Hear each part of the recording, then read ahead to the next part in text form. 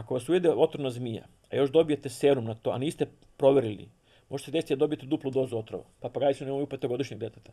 Znači, vrane su pametnije nego papagaje. Roditelji, pustite decu da se druže sa životinjama. Bio sam u kanalima koji su bukvalno evo te širine, znači da nije moglo da se prođe. Znači, uznemirili smo koloniju od 1000 slepih miševa. Samo sam ostio ovako kako vetar pored mene maše. Nijedan jedini me nije zakačio za tih 10-15 minuta. Šta hoćeš da nam kažeš? Reci. Ajde, reci. Reci šta, ajde reci nešto. Imaš priliku, izvoli. Napravili su prirodnu neravnotežu. Nije bilo više vrabaca, skakavci su se prenamnožili. Imamo tu akciju Ja ne nosim obuću, gde opominjemo ljude da ne izvode pse u šetnju u sred bela dana kad je vreo asfalt. Ovo je drugi pas koji je bačen dole, vidi da Badi s nama komunicira normalno, onda on stekne poverenje u nas. Vrši se istraživanje tog metabolizma slepih miševa koji faktički su otporni na razne bolesti na koje mi nismo otporni. Jer ako spasilac dođe u situaciju da njega moramo spasamo, onda on nije spasilac više. Kad god smo videli da je nekoga poskok ujeo, ti ljudi su se valjali u bolovima strašno veliki. Slepi miš, hibernacija njegova je neverovatna. Mislim da njemu telesna temperatura padne na maltene bukvalno 1 stepen iznad nule. Jer postoje vrste koje žive u Centralnoj Americi, znači tamo nekom delu Južne Amerike, koji piju stvarno krv. Kad vidite veću zmiju od metra, to sigurno nije otrovna zmija.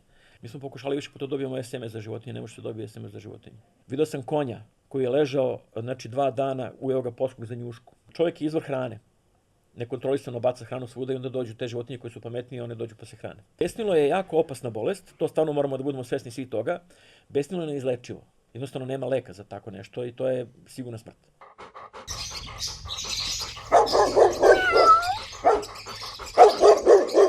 Problem je generalno i kod nas, ono što smo pričali, mentaliteta, što ti gledaš uvek tuđe posla. Tako je. Umjesto da svako gleda ono što može da uradi, ja ću sad da glumim policajce, ti ćeš da glumiš sudiju, ovaj će da glumi, mediji su već tužioci i tu niko ne radi sve pogrešno. Ja se zato i bavim, jer ja sam neko, na primjer, koje je, ajde da kažemo, gutao suzavac 5. oktobra, mislim, pa sam jednostavno rekao, više nećete baviti politikom. Kad sam vidio šta se dešavalo posle toga, rekao sam sad ću se baviti životinjama i fokusirat ću se na životinje da pomognem toj oblasti.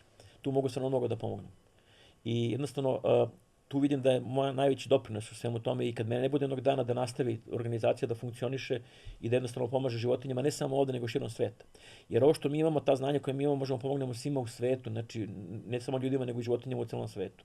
Ta tehnička znanja koje imamo, ta iskustva koje smo skupili, znači jednostavno nas su savjetovale strane organizacije da to krenemo da radimo. Organizacije koje postoje mnogo više od nas. Bili smo, evo, koleginice i ja, ta Irena koju sam pomenuo, bili smo u Batrisi akademija, ne znam ko prati, mislim, te stvari on zna za Batrisi. Batrisi je jedna od najstarijih organizacija u svetu, u srcu su Londona, sad kao kad bi mi sad imali 6 hektara na Slaviji, na primjer. Naše kabijarstvo, tako imao.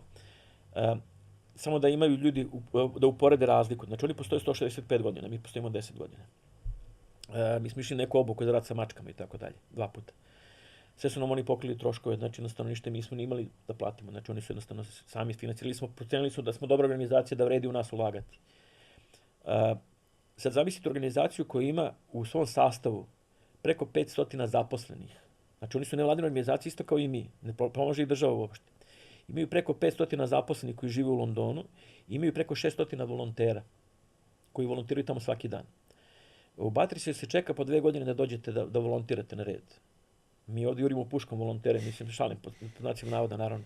Ali kažem, svest kod nas je drugačija o volontiranju s životinjama, drugačija je tamo. Po 2 godine se čeka da dođete na red da volontirate tamo. Preko 600 volontera.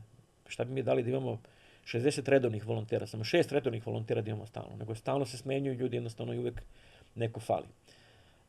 Pričamo o tim uslovima. Kad smo mi otišli u Batrisi i kad smo videli, znači, kako to sve tamo izgleda, znači, ja sam prvi dan bio bukvalno deprimiran, onako, kad sam uporedio kako to izgleda kod njih, kako izgleda kod nas. I to prvo večer u hotelu sam onako ležao i razmišljao sam o tome kad ćemo mi stići do tog nivoa, koliko je to daleko, svetlosnim godinama daleko. Sutradan smo došli tamo, drugi dan krenulo je sa to predavanje i dalje sa to obuku, ja sam se tog trenutka zainatio i rekao sam, znaš kako, ako mi nemamo ovo, ajde da stvorimo to. I onda je proradio onaj naš srpski inat, da. Sad ćemo se potruditi da uradimo bar deo onoga što oni imaju. Tako da mi smo upravo na tom putu razvoja da stignemo bar delimično do tog nekog nivoa. Ova majica, inače, koju sam namjerno danas obukao, je upravo majica koju sam nosio tamo u Batrisiju. To nam je, imamo 5 različitih rešenja, to isto Zmaja, na primjer, naša radila ta rešenja. To je iz jednog serijala gde smo faktički pokušali ljudima malo da približimo crne mačke. I ne samo crne mačke, nego i crne pse. Znači, crni psi i mačke se mnogo teže udomljavaju kod nas, zato što ljudi imaju predrasude, sujeverni su, jednostavno imaju predrasude. Da, mačka crna prešla put. Tako, jednostavno mi ovakve majice smo nosili tamo u Batersiju, svaki dan drugu majicu smo nosili, pošto imali 5 dana obuke, 5 dana su bile svaki drugi dan majica druga. I druge bedževe smo im dali kao poklon, zapamtili su nas po tim bedžima. I između ostalog donosam i tebi bedževe neke, samo da im gde sam ih stavio. Da ti poklonim, a i da eto možeš da pokloniš svojim nekim budućim gostima. Aha. To su bedževi koji su iz drugog serijala. Onaj mi je, na primjer, Dux Temptation koji radimo, neki znaju za taj Temptation. Ovo nije klopa, samo da znaš. Nažalost nije klopa, evo možda pomirišeš, ali nije klopa, vidiš, nije klopa. Evo je bedž, pokupite se, pas ne stidi. Znači, to je akcija o kojoj također pričamo, a ostavit ću ti pa možeš da deliš i drugima, zašto to je upravo način kako edukujemo ljude i kako im skrećemo pažnju da vode računa da njihov izmet, to je izmet njihovih ljubimaca, nije đubrivo, nego jednostavno nekome to smeta. Jer ne voli niko da stane ni izmet svog ljubimca, a kamoli tuđeg. Tako da jednostavno kažem, to možeš slobodno da deliš. Evo sad ću da te, čekaj, nisam ti malo predao ti poklon naših partnera, kad si već, šlagvorci mi opet dao za to. Hvala, dobro, to malo sam Choice iz El Shapa. Pa ćemo pogledati da vidimo šta je to. Da, poklon mora se pogleda uvek, aha, dobro. Pa to ovo ja ti pijem, ne možeš ti da piješ, ti ovo dobija popiješ. A moram ja popijem moj, čekaj, ja da pijem ovo. Aha, ovo su neki drugi poklončići. Da, to nam je kod El Shapa, imate određen popust na njihov. Ovo su neki popusti za kupinu, lepo. Hvala. Hvala svakako. Hvala tebi. Da završim samo tu priču vezano za Batersi. Ono što mi shvatili tada, tamo u Batersiju, upravo moć te edukacije, prvi dan obuke, sam ja doživio jedno prosvjetljenje, jer sam shvatio u suštini da mi koji se bavimo životinjama treba mnogo više da radimo sa ljudima, a ne sa životinjama. Ljudi su faktički uzrok svega toga, a ne životinje. Moramo mnogo više da naučimo kako s ljudima da komuniciramo, kako s ljudima da pričamo, kako ljudima da objasnimo neke stvari, a ne da jednostavno samo radimo svoj deo posla i da nas drugo ništa ne interesuje. Ovo što vi radite je jako važna stvar. Podjednako važno kao i ono što neko radi na terenu ko spasava životinje. Jer ovo utiče na promjenu svesti ljudi. Ti ljudi koji su promenili svest, oni će dalje da utiču na neke druge. I ta priča će se širi kao jedna vrsta pozitivne zaraze. To je ono što je jako važno. Tako da kažem sve pohvale za bilo koji podcast koji radite, šta god radite na temu životinja, znači će svakako, svaki dan. Hvala ti puno. Svakako, evo, jedna od stvari, to pokupi za svojim ljubimcem, to je nešto što, eto, pogledat ćeš njuškaste od početka do ove epizode, non stop spominjemo zato što to mene lično nervira, to je nešto što je ljudima, znaš, okreneš se, ne vidiš, nikome nije video i ostalo, onda i sam ideš pa zgaziš milion puta i onda kažeš šta ne skupljaju, pa ne skupljaš ti prvi. I mi ponavljamo to kao papagaji. Druga stvar koju, to smo od vas, to moram da kažem, to je vaša inicijativa bila i ono što imate na billboardima, da se ne ostavljaju ljubimci u kolima kad je vruće i to ćeš isto čuti kod nas jer to je nešto, eto imamo tih 4 stvari koje, eto, poklapamo se zajedno i stvarno mi je drago da učestvujemo u tako nečemu i od nas ćete imati pomoć šta god vam bude trebalo u tom smislu. Znači to pokupi za ljubimcom, ne ostavlji ga u kolima kad je vruće. Mi smo ubacili to da, eto, sneseš ispred zgrade činicu sa vodom, pomoći ćeš. I koji smo još stvar stavili... Ajde da kažemo, sad je za petarde, nema veze, da kažemo, na primjer, naše letnje te akcije gde nam pomaže, kažem, jedna velika kompanija koja ima billboarde svuda po gradu. Oni nam stvarno svake godine izađu u susret, znači i leti i zimi. Imamo te 3 letnje akcije, jedna se zove I mi smo žedni, gde, da kažem, podsjećamo ljude da ostavljaju životinjama koji su na ulici, znači psima, mačkama, pticama, također ptice često zaboravljamo. Zato imamo te 3 životinjice koji idu stalno zajedno, da ostavljaju često vodu tim životinjama. Imamo tu akciju Ja ne nosim obuću, također, gde opominjemo ljude da ne izvode pse u šetnju u sred bela dana kad je vreo asfalt. Jer oni ne osjećaju na svojoj obući tu vrelinu, međutim pas dobije opekotine, znači jednostavno i to psima ne prije uopšte. Ako već moraju da ih izvedu negde ili travnata površina ili neka zemljana površina, znači ako baš mora da se iđe u sred bela dana, ali da ta šetnja bude ili ujutru ili uveče. I ta treća akcija, vaših par minuta, može biti njihova večnost. Znači jednostavno, to je ono, samo da skoknem do kioska da uzmem nešto na brzinu, pas mi u kolima. Ja sam bio neko ko je na jednoj manifestaciji u sred leta, avgust mesec je bio da imao 2 psa u kolima. Znači prozori širom otvoreni. I prednji i zadnji širom otvoreni baš zbog pasa. Ja sam stao na suncu, samo stao. Otišao sam bukvalno nekih 100 metara da uzmem bateriju samo koju sam zaboravio da se vratim. Znači koliko mi je trebalo pređem 100 metara tamo, 100 metara nazad. Kad sam se vratio do kola, psi su bili na podu, ležali dole, dahtali. Znači, tad sam shvatio koliko je to opasno, koliko to može brzo da se desi, znači na suncu je bio auto. Nama se čini da to nije tako strašno, međutim kola su bukvalno kao jedna staklena bašta, znači čas posle se zagreje, pas ne može tako da se hladi kao mi, ne može da otvori vrata, prozor i sve ostalo i osuđen je možda čak i na smrt. Tako da o tome strašno moramo da vodimo računa. To su neke 3 akcije leti koje stalno forsiramo, znači pored nekih drugih akcija. Zimi forsiramo te akcije, znači da im obezbedimo kućice, hranilice, pojelice, imamo taj projekat koji se zove 100 tona hrane, da skupljamo hranu po 5 šopovima na raznim drugim mestima, pa pomažemo kome možemo da pomognemo sa tom hranom. To je nekad u početku krenulo jako lepo, međutim onda je krenulo sa svih strana, znači napad na nas, mi nismo imali dovoljno hrane, pa su krenuli opet pljuvačine po nama i tako dalje. Onda smo rekli jednostavno ne možemo više to tako da radimo na taj način, dok se napravi drugačiji sistem. Ljubimac nije igračka, to takođe ide tokom novogodišnjeg praznika. Tvoja petarda, moj život, znači to sam ti poslao na jedan billboard kako izgleda, znači napravljen baš od strane opet jedne marketinške agencije koja je to uradila, to nije Sanja radila, to je radila neka marketinška agencija, odlično su to uradili. Stoji tamo na billboardima i koji šta. Onda imamo tu petarda je zlo takođe, to smo jedno vreme forsirali, znači sa onom mrtvačkom glavom i petardama koje su, da skrenemo pažnju da je petarda zlo ne samo za, da kažem, ljubimce, nego i za ljude, generalno je zlo. I ono što moram da kažem sad jako važnu stvar, a to je, postoji jedan problem koji se niko nije bavio, a to je naše zakonodavstvo. Znači, naši zakoni nisu usklađeni. Mi imamo 2 zakona koja su u koliziji. Imamo zakon o eksplozivnim materijama, koji dozvoljava uvoz i promet eksplozivnih materija prve i druge klase, to spadaju one manje petarde, veće petarde i tako dalje, ti neki topovski udari i tako dalje, razne neke stvari. Eksplozivi ne, to su već 3. 4. klasa i tako dalje, za to treba dozvola policije i sve ostalo, znači mora se zna ko šta radi. Međutim, vi možete da uvezete bez problema legalno petarde i da ih prodajete, a po drugom zakonu o javnom redu i miru ne smije se upotrebljavaju. Sad vi pogledajte kakav imate sistem koji je nakaradan potpuno, gde vi faktički jednostavno prodate nekome petardu, ali ne smije da... A ko će da ga uhvati kada on kupi petardu, gde će da je on upotrebi? On je baci negdje u mraku, niko ne vidi ni ko je bacio. Bacio sa terase, bacio odakle god. Znači, ko će da otkrije ko je to bacio? Što znači, sistem je napravljen tako da neko može da uvozi, da na tome zarađuje, a sad vi jurite posle ko je to trošio. Što znači, mi moramo da menjamo taj zakon. Uskrati tamo gde se prodaje, to su bili komentari, skrati gde se prodaje. A taj zakon o eksplozivnim materijama inače je jako star zakon u kome postoji još uvijek neke formulacije tipa organizaciju udruženog rada, SFRJ i tako dalje. Mislim, znači to niko nije promenio. Postoji radna grupa koja se time bavi već 3 godine i više ništa nije uradila po tom pitanju. Znači, ne menja se zakon koji nekom ide u korist, da bi neko mogao da time trguje, a zato svi ostali ispaštamo. Znači, tu treba se trgnemo i da kažemo, tražimo promjenu zakona tog zakona o eksplozivnim materijama. I opet da budemo eksplicitni da to nije samo zbog životinje, jer mi ovo što pričamo ne pričamo samo za životinje.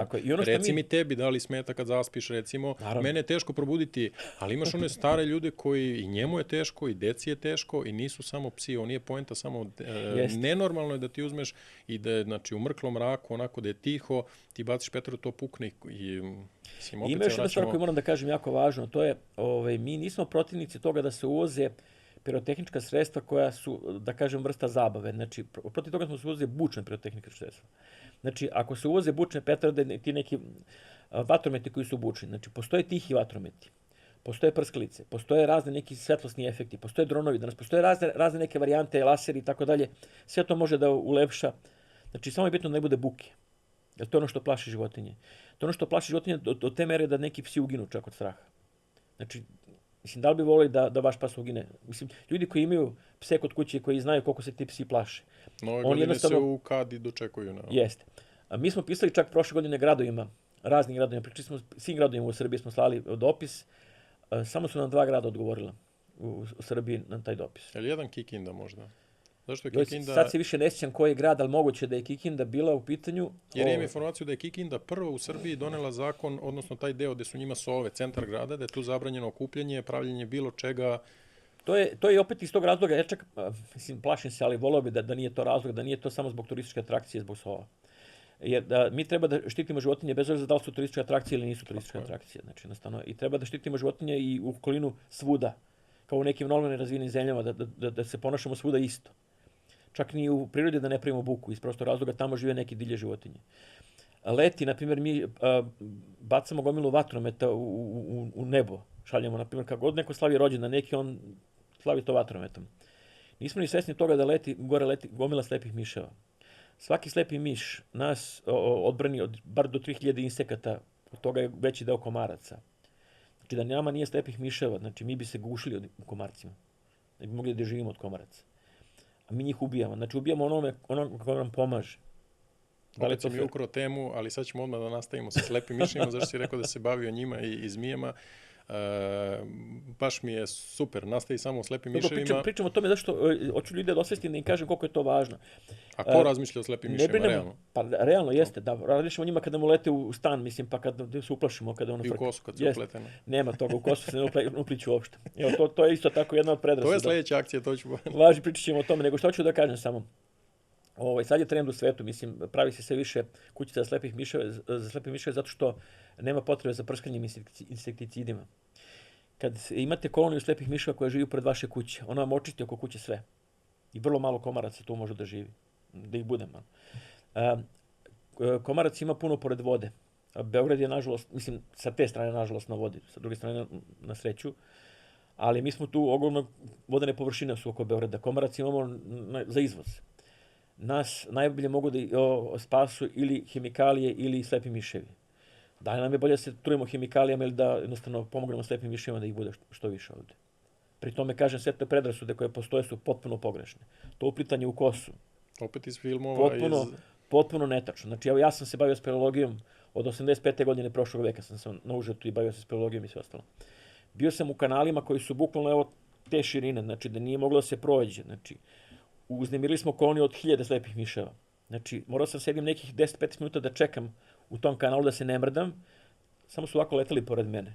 Naravno, žmurio sam jer otko zna da mene udari neki u oko, da mene potrefi. Znači, samo sam ostio ovako kako vetar pored mene maše. Nijedan jedini me nije zakačio za tih 10-15 minuta, ni mene, ni ti kolege koji su bili sa mnom i koleginice koji su bili u tom kanalu.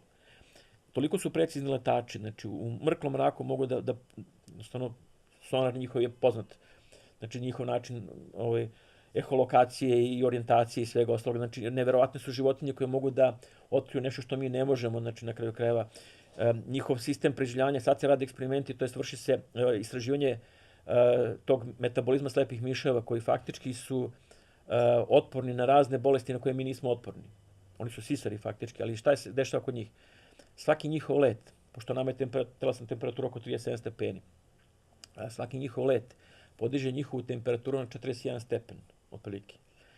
Mi kad smo bolesni, kad uništavamo te viruse i bakterije u telu, znači mi kad smo pod temperaturom, mi uništavamo te viruse i bakterije u telu. Zato se mi iznojimo tako i pod tom smo temperaturom. Znači, slepi miševi svako večer kad izlete da love insekte, oni podignu tu telesnu temperaturu i pobiju sve u sebi. Imaju mnogo bolji metabolizam i mnogo bolji sistem preživljavanja. Zato su slepi miševi, jako su mali, pošto se obično zna da mali organizmi žive kraće, krupniji negde po defaultu žive duže. Za ove male miševe koji žive 3 do 4 godine, očekuje se i slepi miševi da žive 3 do 4 godine. Oni žive 10 puta duže. Žive oko 40 godina. Što je potpuno neverovatno za tako mali organizam da živi toliko dugo. Ali se pretpostavlja da je to upravo razlog njihove dugovečnosti. To što oni jednostavno svoj metabolizam prilagođavaju na taj način. Znaju nešto što mi ne znamo. Definitivno neki sistem postoji kod njih i zbog toga sad treba da otkrijemo šta je to da bi to primenili na nama, da bi jednostavno mi mogli duže da živimo i da budemo zdraviji, da naše ćelije mogu duže da izdrže. Da ne pričamo o tome da slepi miš, hibernacija njegova je neverovatna. Mislim da njemu telesna temperatura padne na maltene bukvalno 1 stepen iznad nule. Znači, kad prezime zimu, znači da broj otkucaja padne na 3 do 4 otkucaja u minuti, znači sa tih neke 300-400 padne na, mislim, to su neverovatne brojke, mislim, neverovatne stvari koje oni mogu letači su najsavršeniji koji postoje na planeti, znači jednostavno koji mogu, pošto imaju puno letne kožice, pa mogu da zaokrenu za 90 stepeni u mestu, mislim, što ne može nijedna ptica, može kolibri eventualno, ali kolibri mora da stane da leti, slepi miš u punom letu to uradi, mislim, to su neverovatne stvari koje slepi miši mogu da rade. I onda smo ih nepravedno stigmatizovali kroz te filmove, kroz neke stvari, jer postoje vrste koje žive u Centralnoj Americi, znači tamo nekom delu Južne Amerike, koji piju stvarno krv, ali piju nekim krupnoj stoci, tako da je samo zarežu malo i ližu krv, znači toga kod nas nema. Kod nas su sve slepi miševi koji jedu insekte. Znači, koliko imamo vrsta uopšte slepih miševa? 33 vrste kod nas postoje. Znači, to je jako mali broj u suštini. Ima ih mnogo više, ima ih oko 1400 vrsta postoji slepih miševa na celom svetu. Pričam samo o tome da nam je znači, taj deo biodiverziteta, znači jako značajan za opstanak nas kao ljudi. Znači mi smo ti koji treba da vodimo računa da shvatimo da nam ti slepi miševi pomažu da mi preživimo, da nam nisu neprijatelji. I umjesto da čuvamo onoga ko nas spasava i brani, nesvesno nas spasava i brane, mi ih uništavamo. To je ono što je potpuno... Znači mi sebi sečemo granu na kojoj sedimo. Mi sebi ubrizgavamo otrov, mislim, jednostavno trujemo sami sebe, figurativno rečeno. Sad ako se vratimo na ono taj otrov koji prskaš, ti mora ga prodaš, neko zarađuje tu, a ovdje imaš nešto besplatno, pa sad... Jeste, slažem se, ali kad razmišljamo o svemu tome, znači, benefiti su na jednoj strani toliko veliki, a mi ih ne vidimo, niti ih koristimo, a ovamo s druge strane dozvoljavamo da se, ne znam, mala grupa bogati i da se trujemo pri tome svi mi zajedno. Da li ćemo staviti prst na čelo i da kažemo, čekaj, ljudi, šta mi radimo sebi? Da li smo mi stvarno željni da naša deca žive u zagađenoj sredini? Ili želimo jednostavno da im ostavimo bolju sredinu da budu zdraviji? To je opet ono da ovakav sadržaj dođe do ljudi da stvarno sedneš i da kažeš sedneš i da razmisliš kao pojedinac. Ne da te ne zanima taj slepi miš ili ta pčela ili možemo i njih da se dotaknemo. Tako je, isto pčele su jako važne. Također. Znaš, samo stani i razmisli malo šta hoćeš. To je ono što živimo jednostavno živote koji su potpuno nekako fokusirani, samo fokusirani na sebe. I ne gledamo ništa, ne vidimo širu sliku oko sebe uopšte. Razmišljamo, i to sad, ja često pričam, to su neki nivoji naše svesti. Najčešće ljudi razmišljaju samo prvo o sebi. Sljedeći nivo je prilike kad brinemo o sebi i brinemo o svojoj porodici. Sljedeći nivo posle toga je kad brinemo i o nekim drugim, tipa uzmemo psa pa brinemo o njemu. Znači, ali smo mi otkrili da gomile ljudi kao voli životinje, a u stvari dođemo do toga da samo voli svog psa. I ništa više ne voli. Znači, druge životinje ga ne interesuje. Onaj sljedeći nivo ti je faktički kad neko ne razmišlja samo o svojoj porodici, nego razmišlja o nekoj široj društvenoj zajednici da pomogne, ne znam, deci, društvu i tako dalje, ekologije i tako dalje. A negde sam došao do toga da je možda najviši stepen toga kad brineš i o nekome ko ne može da ti vrati ni na koji način. To su te životinje. Ti kad brineš o životinjama koje ničim neće da ti vrati, koje će čekati da te ujede, mislim, ti nju spasavaš, on će te ujesti. Ali ti je spasavaš da bi njoj bilo bolje. A ništa za to nećeš dobiti nazad. Ja ne znam kako da opišem taj nivo, koji je to nivo, mislim, svesti i jednostavno empatije prema drugima. To je ono što kažem, što ja retko vidim kod ljudi. Ja pogledam, vidim gomilu ljudi koja potroši ogromnu količinu energije na, ne znam, na utakmicama, na, ne znam, raznim nekim događajima i tako dalje. Znači, samo da istrese tu energiju, samo delić te energije se upotrebi da se pomogne nekom drugom, nekim životinjama. Znači, koliko tu heroja na tim utakmicama ima koji bi mogli da pomognu životinjama. Koliko tih momaka koji jednostavno su sposobni da mogu da budu heroji stvarno i da spasu jednostavno nedužne živote tih životinja, znači, ali njih nema nigde. Naša organizacija se sastoji od većine devojaka, znači 95% su devojke kod nas u organizaciji. Devojke imaju mnogo bolje osjećaj i empatije i svega ostalog, znači jednostavno mnogo odgovornije su prema svemu tome. Gdje su ti muškarci, nemam pojma. I kako misle sutra da fasciniraju devojke, mislim time što će da se urlaju, da se dernju na utakmicama, to nije... Time ne pokazuju nikakvu svoju moć, niti pokazuju nešto, samo pokazuju da se deru. Ništa više. Ili da se biju, ne znam, to nije... A ako pokažete empatiju prema slabima od sebe, ta ista devojka će vidjeti da jednostavno ste dobar čovjek i da ćete pomoći svima. I njoj ćete pomoći, nećete ostaviti na cedilu. To muškarci ne kapiraju. A mogli bi toliko toga da bi mogli da pomognu u ovom svetu. Znači, jednostavno, toliko toga da ostave samo kad bi malo stavili prst na čelo. Nažalost, tako je šta radim. Tako mi se vaspitamo pogrešno. To je super bila akcija za to. Sljedeća, normalno, koja je bila isto mistifikovana životinja, zmija. Šta radimo sa zmijama, Aco? To je sad problem. Ja sam to shvatio dosta davno kad sam počeo se baviti zmijama, pošto ja sam se bavio speleologijom, išao sam po jamama i pećinama po terenu i tamo sam faktički sretao zmije. Pošto nisam znao mnogo o njima, onda jedna moja prijateljica Sanja koja je se bavila zmijama, tada me prvi put upoznala sa zmijama, ja sam teo da naučim što više. Znači, nisam ih dirao, nisam bežao od njih, ali nisam ih ni dirao, nisam znao šta je. Mislim, jednostavno kako da reagujem da me ne ujede, otrovne zmije, pa sam imao tu predrasudu da je to jako opasno. Međutim, kad sam počeo time da se bavim malo više, imao sam sreće pa sam sarađivao s nekim profesorima s fakulteta i tako dalje, i ovo za slepe miševe i za zmije, onda sam počeo da učim o tim životinjama i da shvatim u suštini da to što nije tako strašno kao što se priča. Shvatio sam vremenom zašto mi imamo te predrasude o zmijama toliko. Naprimjer, kod nas na našoj teritoriji postoje samo 3 otrovne vrste zmija, od 10 vrsta zmija, samo 3 su otrovne. Od toga jedno nećemo nikad ni sresti, pošto je jako dole na jugu, na Šarplanini. Šargan. Da. Nego hoću da kažem samo šta je bitno. Šarka i poskosu kod nas najopasnije zmije. što se tiče otrovnih zmija. Pri tome je šarka mala zmija koja je u suštini potisnuta u velike nadmorske visine, zato što poskok je došao iz Male Azije. Poskok je krupnija, veća zmija. Poskok je karakterističan po tome što ima onaj rog na nosu. To svako može da ga prepozna i to ne može da bude zabune nikakve. To je jedina zmija kod nas koja ima taj rogić. Na našoj teritoriji, pričam sad na teritoriji Srbije. I ono što je takođe bitno da ljudi znaju da tih zmija ima pored nekih potoka, izvora i tako dalje u nekim planinskim predelima, negdje gde su kamenjari. Nema ih u ovim urbanim sredinama, sem ako neko nije doneo veštački zmiju. Ali su vrlo lako prepoznatljive, vrlo lako se, pogotovo neko se bavi zmijama, može iz prve da prepozna koja je zmija. Mi imamo ovdje u Beogradu, pored vode imamo dosta tih ribarica koji imaju neku kao šaru po leđima, pa kažu ljudi, cik-cak šara podsjeća na ove otrovne zmije, međutim možete nije ni blizu toga. I znači, gde god se ljudi kreću pored vode, te zmije mogu lako da se vide. Jer oni žive tu u vodi, izađu na kopno, tako da jednostavno, kažem, to često ljude prestraši. I onda ljudi često ubijaju te životinje koje su potpuno bezopasne za nas, ne mogu nam ništa da urade. Pri tome je to i kažnjivo zakonom čak. I velike su kazne čak za takve stvari, preko 100.000 i tako dalje. Ali ono što je bitno da kažem, zašto se ljudi plaše tih zmija i zašto je to ušlo nama negde u svest. Poskok koji, na primjer, isto tako te lažne priče, poskok, meni kad čovjek priča kao jurio me poskok, kako se po 2 metra za mnom, ja znam da laže. Poskok je dobio ime po tome što poskok skoči sa drveta kad je u opasnosti, on se baci iz drveta, za razliku od drugih zmija koji siđu niz drvo, poskok hoće da se baci. Nijedna zmija, to su sve male zmije, na primjer, poskok koji je 70 cm, to je kapitalac. Znači, to nije ni metar čak. Kad vidite veću zmiju od metra, to sigurno nije otrovna zmija. Sve te zmije koje su faktički te dužine, one ne mogu da se bace više od 2/3 svog tela. Što znači, ako je zmija dugačka 70 cm, pa odbiti 1/3 koja ostaje tu, znači 2/3 šta ima od 70 cm, 2/3 je vrlo malo. Što znači, vi svakoj zmiji možete priđete na metar, da je pogledate izbliza. Neće vas ujesti, neće vas napasti, čak će bežati, možda će siktati da se brani od vas. Poskok ima krvni otrov. Znači, otrov, to je jedan kompleks, njihovi otrovi su jako kompleksni. I jako je teško izdvojiti sve komponente iz tih otrova, tu vodi i po 300 komponenti raznih i svega i svačega.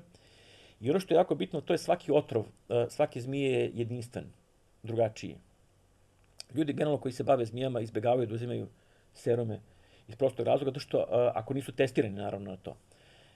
Serum, znači, protiv ujeda zmije, faktički je isto kao na primjer kad dobijete penicilin, a liči ste na penicilin.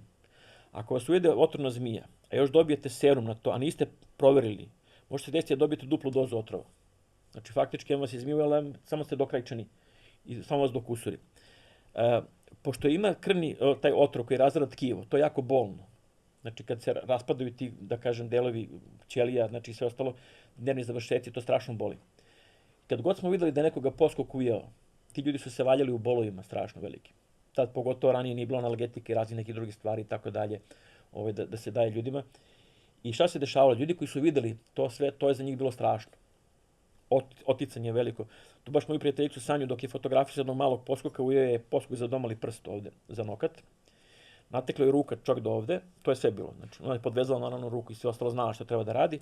Ostala je jedina posljedica to što je nokat malo deformisan. Ili je tkivo deformisano bilo potpuno. Ali su bolovi bili jako veliki. I od tog straha, od tog bola, ljudi imaju taj strah od zmija generalno, da su zmije jako opasne, da će zmije da nas napadaju, ujedaju i tako dalje. Zmije će vas ujesti ako zgazite na nju. Ako je satrate u ćošak, ako je hvatate, znači, a ne znate kako da je hvatate, ja zmije hvatam bez rukavica. Hvatam ih za rep, podižem ih, jednostavno ne hvatam ih za glavu, zašto ako hvatate za glavu, zmije jako lako može da se savije, sem ako je ne mogu dobro uhvatiti baš. Znači, prvo morate da pritisnete glavu, pa da je priđete rukom. A ako pritisnete glavu nečim što je jako tvrdo i jako teško, možete da ubijete u tom trenutku. Znači, morate imati i osjećaj za sve to. Sve je to malo komplikovano, pa to sad mora da se nauči vremenom kako se radi sa zmijama. Međutim, ono što hoću da kažem, a to je statistika od ujeda otrovnih zmija. Ajde da kažem ovako podatke samo koji su na teritoriji bivše Jugoslavije. Od Drugog svjetskog rata pa do pred raspad Jugoslavije, a koliko je to godina bilo i koliko smo bili velika zemlja i koliko smo bili mnogo više miliona stanovnika i tako dalje. Bilo je samo 9 smrtnih slučajeva od ujeda zmija, otrovnih zmija. Na 50 godina, aj nije 50, ali a pričamo o šarki poskoku, znači 23 miliona stanovnika i tako je bilo na tih 50 godina. Znači. Samo 9 smrtnih slučajeva je bilo od ujeda otrovnih zmija. I to su uglavnom bili ljudi koji nisu išli kod lekara, koji su bili stari, znači da su organizmi bili slabi, i koji su bili jednostavno već iscrpljeni negde, slabi organizam bio. Znači bili su ljudi koji su već bili možda onako bolesni ili tako dalje. To nisu bili jaki organizmi. Na Durmitru gde sam živio jedno vreme, znači živi čovjek koga je poskokio za čelo tu. Sago se da pije vode, pa ga je za čelo bio stvarno duvan, preživeo. Znači tu je što je jako blizu mozga, znači opasno je. Video sam konja, to sam ja video, znači za ovog čovjeka sam čuo, znači ali sam video konja koji je ležao, znači 2 dana, ujeo ga poskok za njušku, dok je pasao travu. Konj je bio naduveno, ako glavom bila naduvena, ležao je 2 dana, posle toga sve je splasnulo, konj se oporavio, ustao i nastavio da pase dalje. Znači, veliki organizmi mogu da izdrže to. Sad zavisi koliko je jak otrov, znači koliko je koncentrisan, kad je to bilo, znači da li je bio suv ugriz ili je znači, bio vlažan, koliko je otrova ubrizgala zmija znači, u telo znači, žrtve koje napada i tako dalje. Znači, sve su to razni faktori koji postoje. Utiču, da. No. Tako je. Znate i sami to možete nađete na internetu informacije da neki ljudi mogu da postanu imuni na određene vrste zmija. Ali kako postaju imuni? Tako što sebi ubrizgavaju male količine otrova da se stvore antitela. Kao vakcina, manje tako više. Tako je, upravo to. Znači ti ljudi mogu da onda prime razne stvari, znači da su se testirali već. A vi da primite tek tako nešto što ne znate šta je, da li vaš organizam otporan na to ili nije otporan, da li ste alergični, niste alergični, to je rizik. Tako da kažem, nije to baš tako priča jednostavna koja se pripričava samo tako, belo, ajde, samo ćemo onako, nema veze, ujedete zmija, dobiješ odmah serum. Ono što je jako važno, to je da ljudi budu smireni tada. Mislim, teško je reći... Koliko je moći da... Teško je reći, budi smiren, da te zmija, mislim, ljudi jednostavno imaju predrasud, ili slepi miš, na primjer, i tako dalje. Kao leti slepi miš oko tebe, budi smiren. Kao ljudi imaju predrasud da će se uplete u kosu. Pa onda još više mašu, mlate i deru se i vište i tako dalje, pravi još goru stvar. Ili im slepi miš uđu u stan pa prave frku oko svega toga, samo treba da ugase svetlo, rašire zavesu, puste ga da izađe napolje. Jer on je ušao da traži insekte. Ušao da lovi insekte, jednostavno tu ima svetla, gde ima svetla ima insekata. Znači, pored onih uličnih svetiljki, znači da lete insekti, tu lete i slepi miševi. Znači, to je potpuno normalna stvar. Gde ima zmija, ima i miševa. Znači, miševima se hrane najčešće. Znači, čim imate miševa oko kuće, znači dolazi i zmija da se hrane time, pogotovo i smukovi i ostalo što on živi oko kuće stalno. I rekao si za slepe miše imamo besplatno ubijanje ovih komaraca, tako sa zmijama imamo besplatno ubijanje... Zmije nam čiste od glodara, nam čiste oko kuće i sve to. Znači, za razliku od mačaka koje love miševe koji izađu iz legla. Zmija uđe u leglo i potamani sve, celo leglo potamani. Tako da su zmije mnogo efikasniji lovci na miševe nego mačke. Sove su također nevjerovatni lovci, zato što miševi izlaze noću kad je mrak i sove potamane mnogo više miševa nego što mačke potamane. Mačke su uglavnom navikle da ih mi hranimo, a sove noću, na primjer, isto tako treba ih čuvati također. Mislim, ako je nama bitno da ih čuvamo za miševe, to nije dobro, za nas je dobro. Generalno, ako je slaba zima, ako nije zima jaka, pošto zima najviše ubije miševa, ako je slaba zima, onda se prenamnože glodari, a onda imamo, na primjer, sove koji ispadaju iz gnezda čak u februaru mesecu. I onda nas ljudi zovu za mladunce koji ispadaju. Zašto? Zato što sovi imaju više hrane pa se više gnezde. Pa onda izbace mladunce tako rano, pa izbace mladunce kasnije i tako dalje, pa ih onda bude mnogo, bude po 5-6 mladunaca u gnezdu, pa bude gnezdo malo, pa ispadaju sovi iz gnezda i tako dalje, pa tu sad bude raznih nekih drugih priča kako sad sovu vratiti u gnezdu i tako dalje, tako dalje. Tako da kažem, sve je to povezano s drugim. Kažem, priroda je sve uradila, samo da se ne mešamo. Sve, a upravo o tome se radi. Jer evo, to su poznati primjeri u Kini je bilo vremeno kad su proglasili vrapce za neprijatelje. I kad su ubili vrapce svuda, zato što vrapci navodno jedu žito, to je pirinač koji oni faktički uberu letinu. Šta se onda desilo? Napravili su prirodnu neravnotežu, nije bilo više vrabaca, skakaci su se prenamnožili i onda su potamanili letinu više nego što su mogli vrapci ikada potamane i onda su Kinezi mnogo dugo gladovali. Dok nisu shvatili da treba da...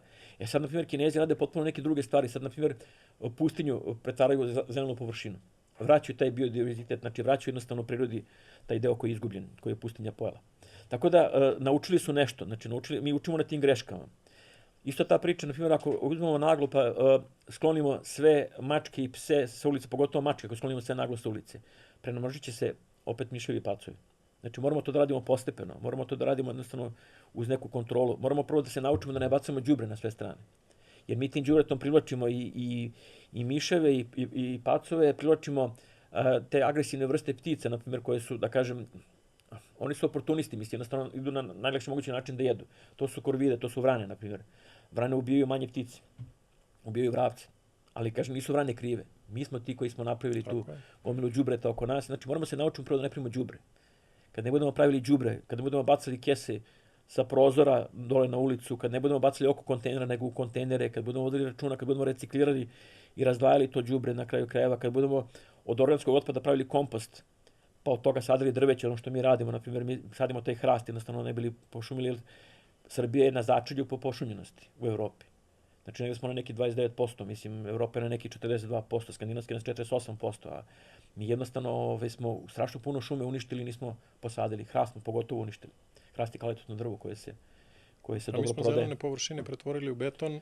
Da ne pričamo o tome. Zapad je krenuo da vraća, mi smo skoro bili u Parizu, znači oni gde su bile 3 trake, po 3 trake, oni su sada sve ostavili na po jednu traku, ovo ostalo su stavili kao zelena površina i staza za bicikliste. Znači mi opet kasnimo tih nekih, ne znam koliko, neko kaže 50 godina, neko kaže 100 godina. U suštini bi mi mogli brzo se vratimo u normalu. Znači samo treba da se priča o tome, da nam tema više bude priroda i ne znam, da nam tema više bude rad sa životinjama, sa prirodom, sa biljkama, nego da nam bude fudbal, politika, ne znam šta već. Mislim, nemam ništa protiv sporta, nemam ništa protiv fudbala, nego jednostavno kažem, bojim se da jednostavno držimo ljude zatupljene sa nekim temama, a ne pričamo o nekim bitnim stvarima, ne pričamo o obrazovanju, ne pričamo o nekim stvarima koje su važne za ljude.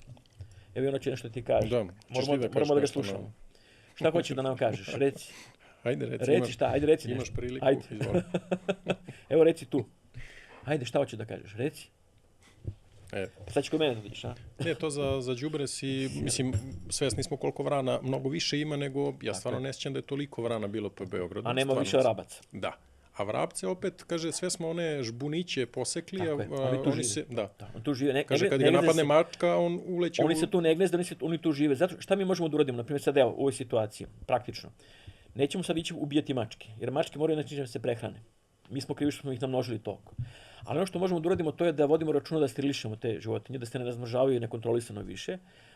A opet s druge strane da napravimo što veći broj kućica za vrapce, za druge ptice, te male ptice, da oni imaju uslova da se što više gnezde.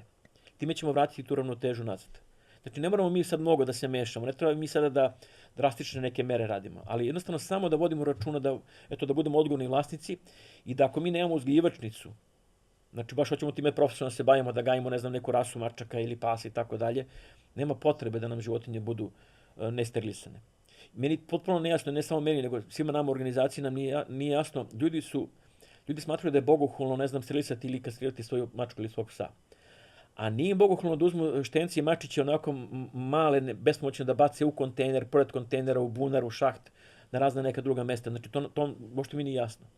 Znači, kako i vodite računa o bićima, živim bićima, znači žao vam je da sterilišete životinju, a nije vam žao da bacite živu životinju da ugine. To nam je potpuno nejasno. Taj mentalni sklop, to razmišljanje na taj način. Jer to što vi, inače kad uradite sterilizaciju i kastraciju životinje, to produžava njihov životni vek. Ne ulaze u sukobe i tuče, znači nema prenošenja nekih polnih bolesti, nema hormonskih poremeća i tako dalje, tako dalje. Mi smo pobornici toga da se životinje sterilišu i kastriraju. Sem ako kažem ne želite baš da imate namjerno da imate to neko potomstvo, ali nema potrebe svake godine iz godine u godinu pravite novo i onda imate problem kome ćete pokloniti. Da. Ako se bavite već biznisom, to također treba bude prijavljeno. Vi imate u Srbiji znači, problem što vam je preko 4000 uzgajivačnica neregistrovano. Imate negdje oko 80-90 registrovanih uzgajivačnica, a sve ostalo su neregistrovane. To niko ne plaća porez, to se samo štancuje jednostavno i te životinje se posle izbacuju na ulicu kad se ne prodaju. Da i onda bukvalno izgledaš kao pesimista kad kreneš sve ove teme, ti koju god temu da uhvatiš, ne znaš odakle da uhvatiš u stvari. To definitivno, bukvalno, jer to jeste naša muka i da kažem naš krst. Mi smo, gdje god smo vidjeli problem, uhvatili smo se za taj problem, a ne možemo da ga rešimo sami. Treba nam pomoć kompletnog društva, treba nam pomoć medija, treba nam pomoć. Ja govorim, tu ima 5 činilaca, 5 faktora. Jedan faktor su organizacije koje se bave životinjama. Jedan faktor su građani, koji su faktički često izvor problema, neki svesno, neki nesvesno. Dobar deo njih nesvesno potpuno. Jedan faktor su mediji, koji pomažu da se promoviše sve to. Jedan faktor su zakonodavci, koji, mislim, ajde da kažem zakonodavci pod znacima navoda, znači onaj ko faktički je izvršna vlast i ko sprovodi. Država, da. Tako je država, da kažem. A jedan faktor su veterinari. Veterinari su jako bitni, ključno čvorište gde životinje dolaze. Preko veterinara može lako da se reguliše sve. Samo pitanje da li veterinari mu interesu da to rade ili ne. Jer on živi od toga na kraju krajeva. Ali kad bi mu došlo jednom neko sa psom koji nije čipovan i kad bi bio kažnjen za to, time što mu se zatvori, ne znam, ambulanta na mjesec dana, Prvo bi izgubio gomilu klijenata. Ne bi se igrao s takvim stvarima. A važno nam je da sve životinje budu čipovane, da znamo čiji su, odakle su te životinje, tu ko izbacuje životinju na ulicu. Mi sad se trudimo da uvedemo i kroz taj Ticket to Home ćemo uvesti i obavezno DNK analizu svih životinja koje budu poklonjene. Jer vi čip možete da zamenite, a DNK analizu ne možete da zamenite. Kad se uradi jednom DNK analiza, taj pas je večito vaš. To što je pomenuo tamo maltezerane, ima ih sad na sve strane, mislim. Ko će da prepozna koji je čiji maltezer kad su svi isti? Ali kad se uradi DNK analiza, prvo što se zna i zdravstveno stanje, drugo zna se poreklo, pravo, stvarno poreklo, ne ono na papiru koje se falsifikuje, koje se bukvalno preprodaje za bilo šta. Znači da jednostavno kažem, Kinološki savez to prodaje onako kao razrednice. Tako da jednostavno neke stvari mogu da se srede, da se dovedu u red samo ako postoji volja, a treba da postoji ta politička volja. Treba postoji volja, znači svih nas da stvari uredimo. Može vrlo brzo da se uredi. Ceo sistem bi mogao da se uredi za 2 godine, maksimum 3 godine bi moglo sve da se sredi u našoj zemlji, što ima veze sa životinjama. Samo kad bi postojala volja. Da, što ti kažeš, samo dođeš do čvorišta, kao što si rekao za petarde, zabrani tamo gde se prodaju, zabraniš zakonom, a ne da ti zakoni budu... Tako je. Sve se to da rešiti, znači postoje rešenja za sve to. Mi smo videli gomilu nekih rešenja iz inostranstva koje postoje. Što kaže, ne moramo da izmislimo ništa novo, samo da prekopiraš nešto što je dobro. Ništa. Bukvalno mi smo u kontaktu sa stranim organizacijama, sa ljudima koji su već prošli kroz te faze, koji su nas naučili kako su oni, gde su oni pogrešili. Pa ono što pomenuo u Batrisi smo bili, ono što mi se dopalo strašno, to je kad smo došli tamo na to predavanje, mi su nam rekli sve gde su pogrešili. Mi smo mislili prvo da će oni čuvati informacije za sebe, kao pa će samo da nam kažu nešto na kaščicu. To ti je najvrednije što ti je dao, u stvari. Upravo su nam rekli sve i rekli su mi smo radili to smo pogrešili, ajde da vam pokažemo da smo pogrešili. Mi smo videli i preskočili smo sad te neke stepenike. Znači, možemo mi njih da stignemo. Oni hoće nama da pomognu. Kao što mi kao organizacija hoćemo pomognemo našim domaćim organizacijama. Znači, evo ko god gleda ovaj podcast, znači, a ima problem, ima životinje neke o kojima brine, ima neki azil svoj, ima nešto, nek se javi slobodno. Pomoći ćemo sa svim što znamo. Na sve moguće načine. Znači, ako možemo da pomognemo, nećemo sigurno odmagati. Ali ako neko stvarno želi da se bavi životinjama kako treba, da to radi za dobrobit životinja, ne na svoju ličnu. Naravno, ljudi koji se bave životinjama treba da mogu od nečega da žive, da bi mogli da se fokusiraju na to sve. Ali ne da se bahate. Jer kad vidimo, na primjer, kako se životinje, koliko realno su troškovi da životinja iz Srbije ode lupom u Austriju ili u Sloveniju, a sa koliko para se tamo životinje prodaju, mi vidimo da je to 3 puta skuplje nego što bi realno trebalo da košta. Zato kažem, to znači da neko tu uzima pare. Tako da svakako kažem, postoje sve rešenja za sve to, mi znamo za to. Samo kad bi neko htio da sluša. Ne, kažem mi, kad kažem mi, mislim na sve na koji se bavimo životinjama. Jasno, pa da. Ja nisam najpametniji, naravno, ali imam puno informacija. Ali ako nešto ne znam, znam koga ću da pitam, ko zna nešto bolje. Ako su neke pravne pitanja, znam koga ću da pitam, ko se time više bavi. Ja sam specijalista u tome da naučim nekoga da bezbedno siđe u šaht ili bunar. To je moja struka. To je ono što sam učio i specijalne jedinice policije, vatrogasci i sve ostale. Znači kako da primene tu opremu, koja je njihova lična oprema, zaštitna oprema, da je upotrebna na najbolji mogući način i da bezbedno siđu, spasu životinju i da oni izađu bezbedno, znači životinje i čovjek. To je moja specijalnost. I ja ću tome da pomognem uvek kome god mogu da pomognem da ga naučim tome. Ali ne mogu da ga učim ja sad nekim pravnim stvarima kad nisam pravnik. Ne mogu da ga učim kako se operiše životinja kad nisam veterinar, mislim, nisam hirurg. Neću da pokušavam to da radim. I to se pravim pametan da to znam da radim. Da, samo je bitno da nema te sujete o kojoj smo pričali gdje najviše ima. Šta ja neću tebe pitam, Aco, znaš šta, ti znaš bolje nego ja. A u stvari da se samo udružimo svi onako sa svojih strana, da samo staviš sujetu po strani. Upravo to mi se radi. Mislim, i mi koji se bavimo nekim stvarima možemo pogrešimo. Znači, šta god da radimo, postoji trenutak kad nismo baš pri koncentraciji, napravimo grešku. Važno je da ljudi koji su oko nas komuniciraju sa nama. Ono što ja govorim uvijek kad učimo ljude da budu spasioci, prva stvar najvažnija je da budete bezbedni. Znači spasilac nije onaj ko ode pa se ne vrati. Spasilac je onaj ko spasi nekoga i spasi i sebe. Jer ako spasilac dođe u situaciju da njega moramo spasamo, onda on nije spasilac više. On je žrtva. Tako da to je prva stvar koju učimo. Drugo stvar koju učim ljude kad rade u timu, da svako gleda svakoga, a ne samo sebe. Jer kad gledaš sebe, gledaš jedan par očiju te gleda. Kad gledaš sve oko sebe i gledaš sebi i sve oko sebe, onda ako je vas 5 u timu, 5 ljudi tebe pazi. Paziš ti sam sebi, još 4 ljudi tebe pazi. I samim tim su manje šanse da napraviš grešku. A svi pravimo greške. Niko nije od nas bezgrešan. Nismo mi mašine, nismo, ne znam, pa evo i ja pa greši, mislim, pa lupi ponekad neke stvari. Znači svako može da pogreši. I robot koji nešto radi može se pokvari u nekom trenutku pa da napravi grešku. Znači sve može se pokvari i sve može da pogreši. Ne treba da budemo samo sujetni da kažemo ja sam bezgrešan. I ne treba da se trpamo u ono što ne znamo da radimo. Tako da, Naša ideja, Arsova ideja jeste da pomognemo vezano za životinje. Koliko god znamo i umemo, šta god možemo.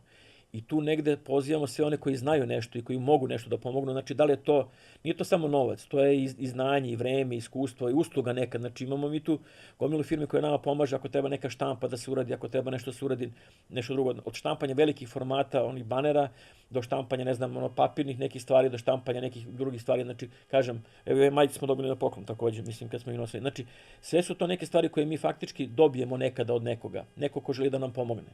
Jer time što pomaže nama, pomaže životinjama. Tako da samim tim smo mi uvezali jedan ceo sistem napravili, to možemo svi zajedno. Nije ego, nego eko, opet si ga napravio. Tako je, i to ne? možemo svi zajedno da uradimo, zajedno.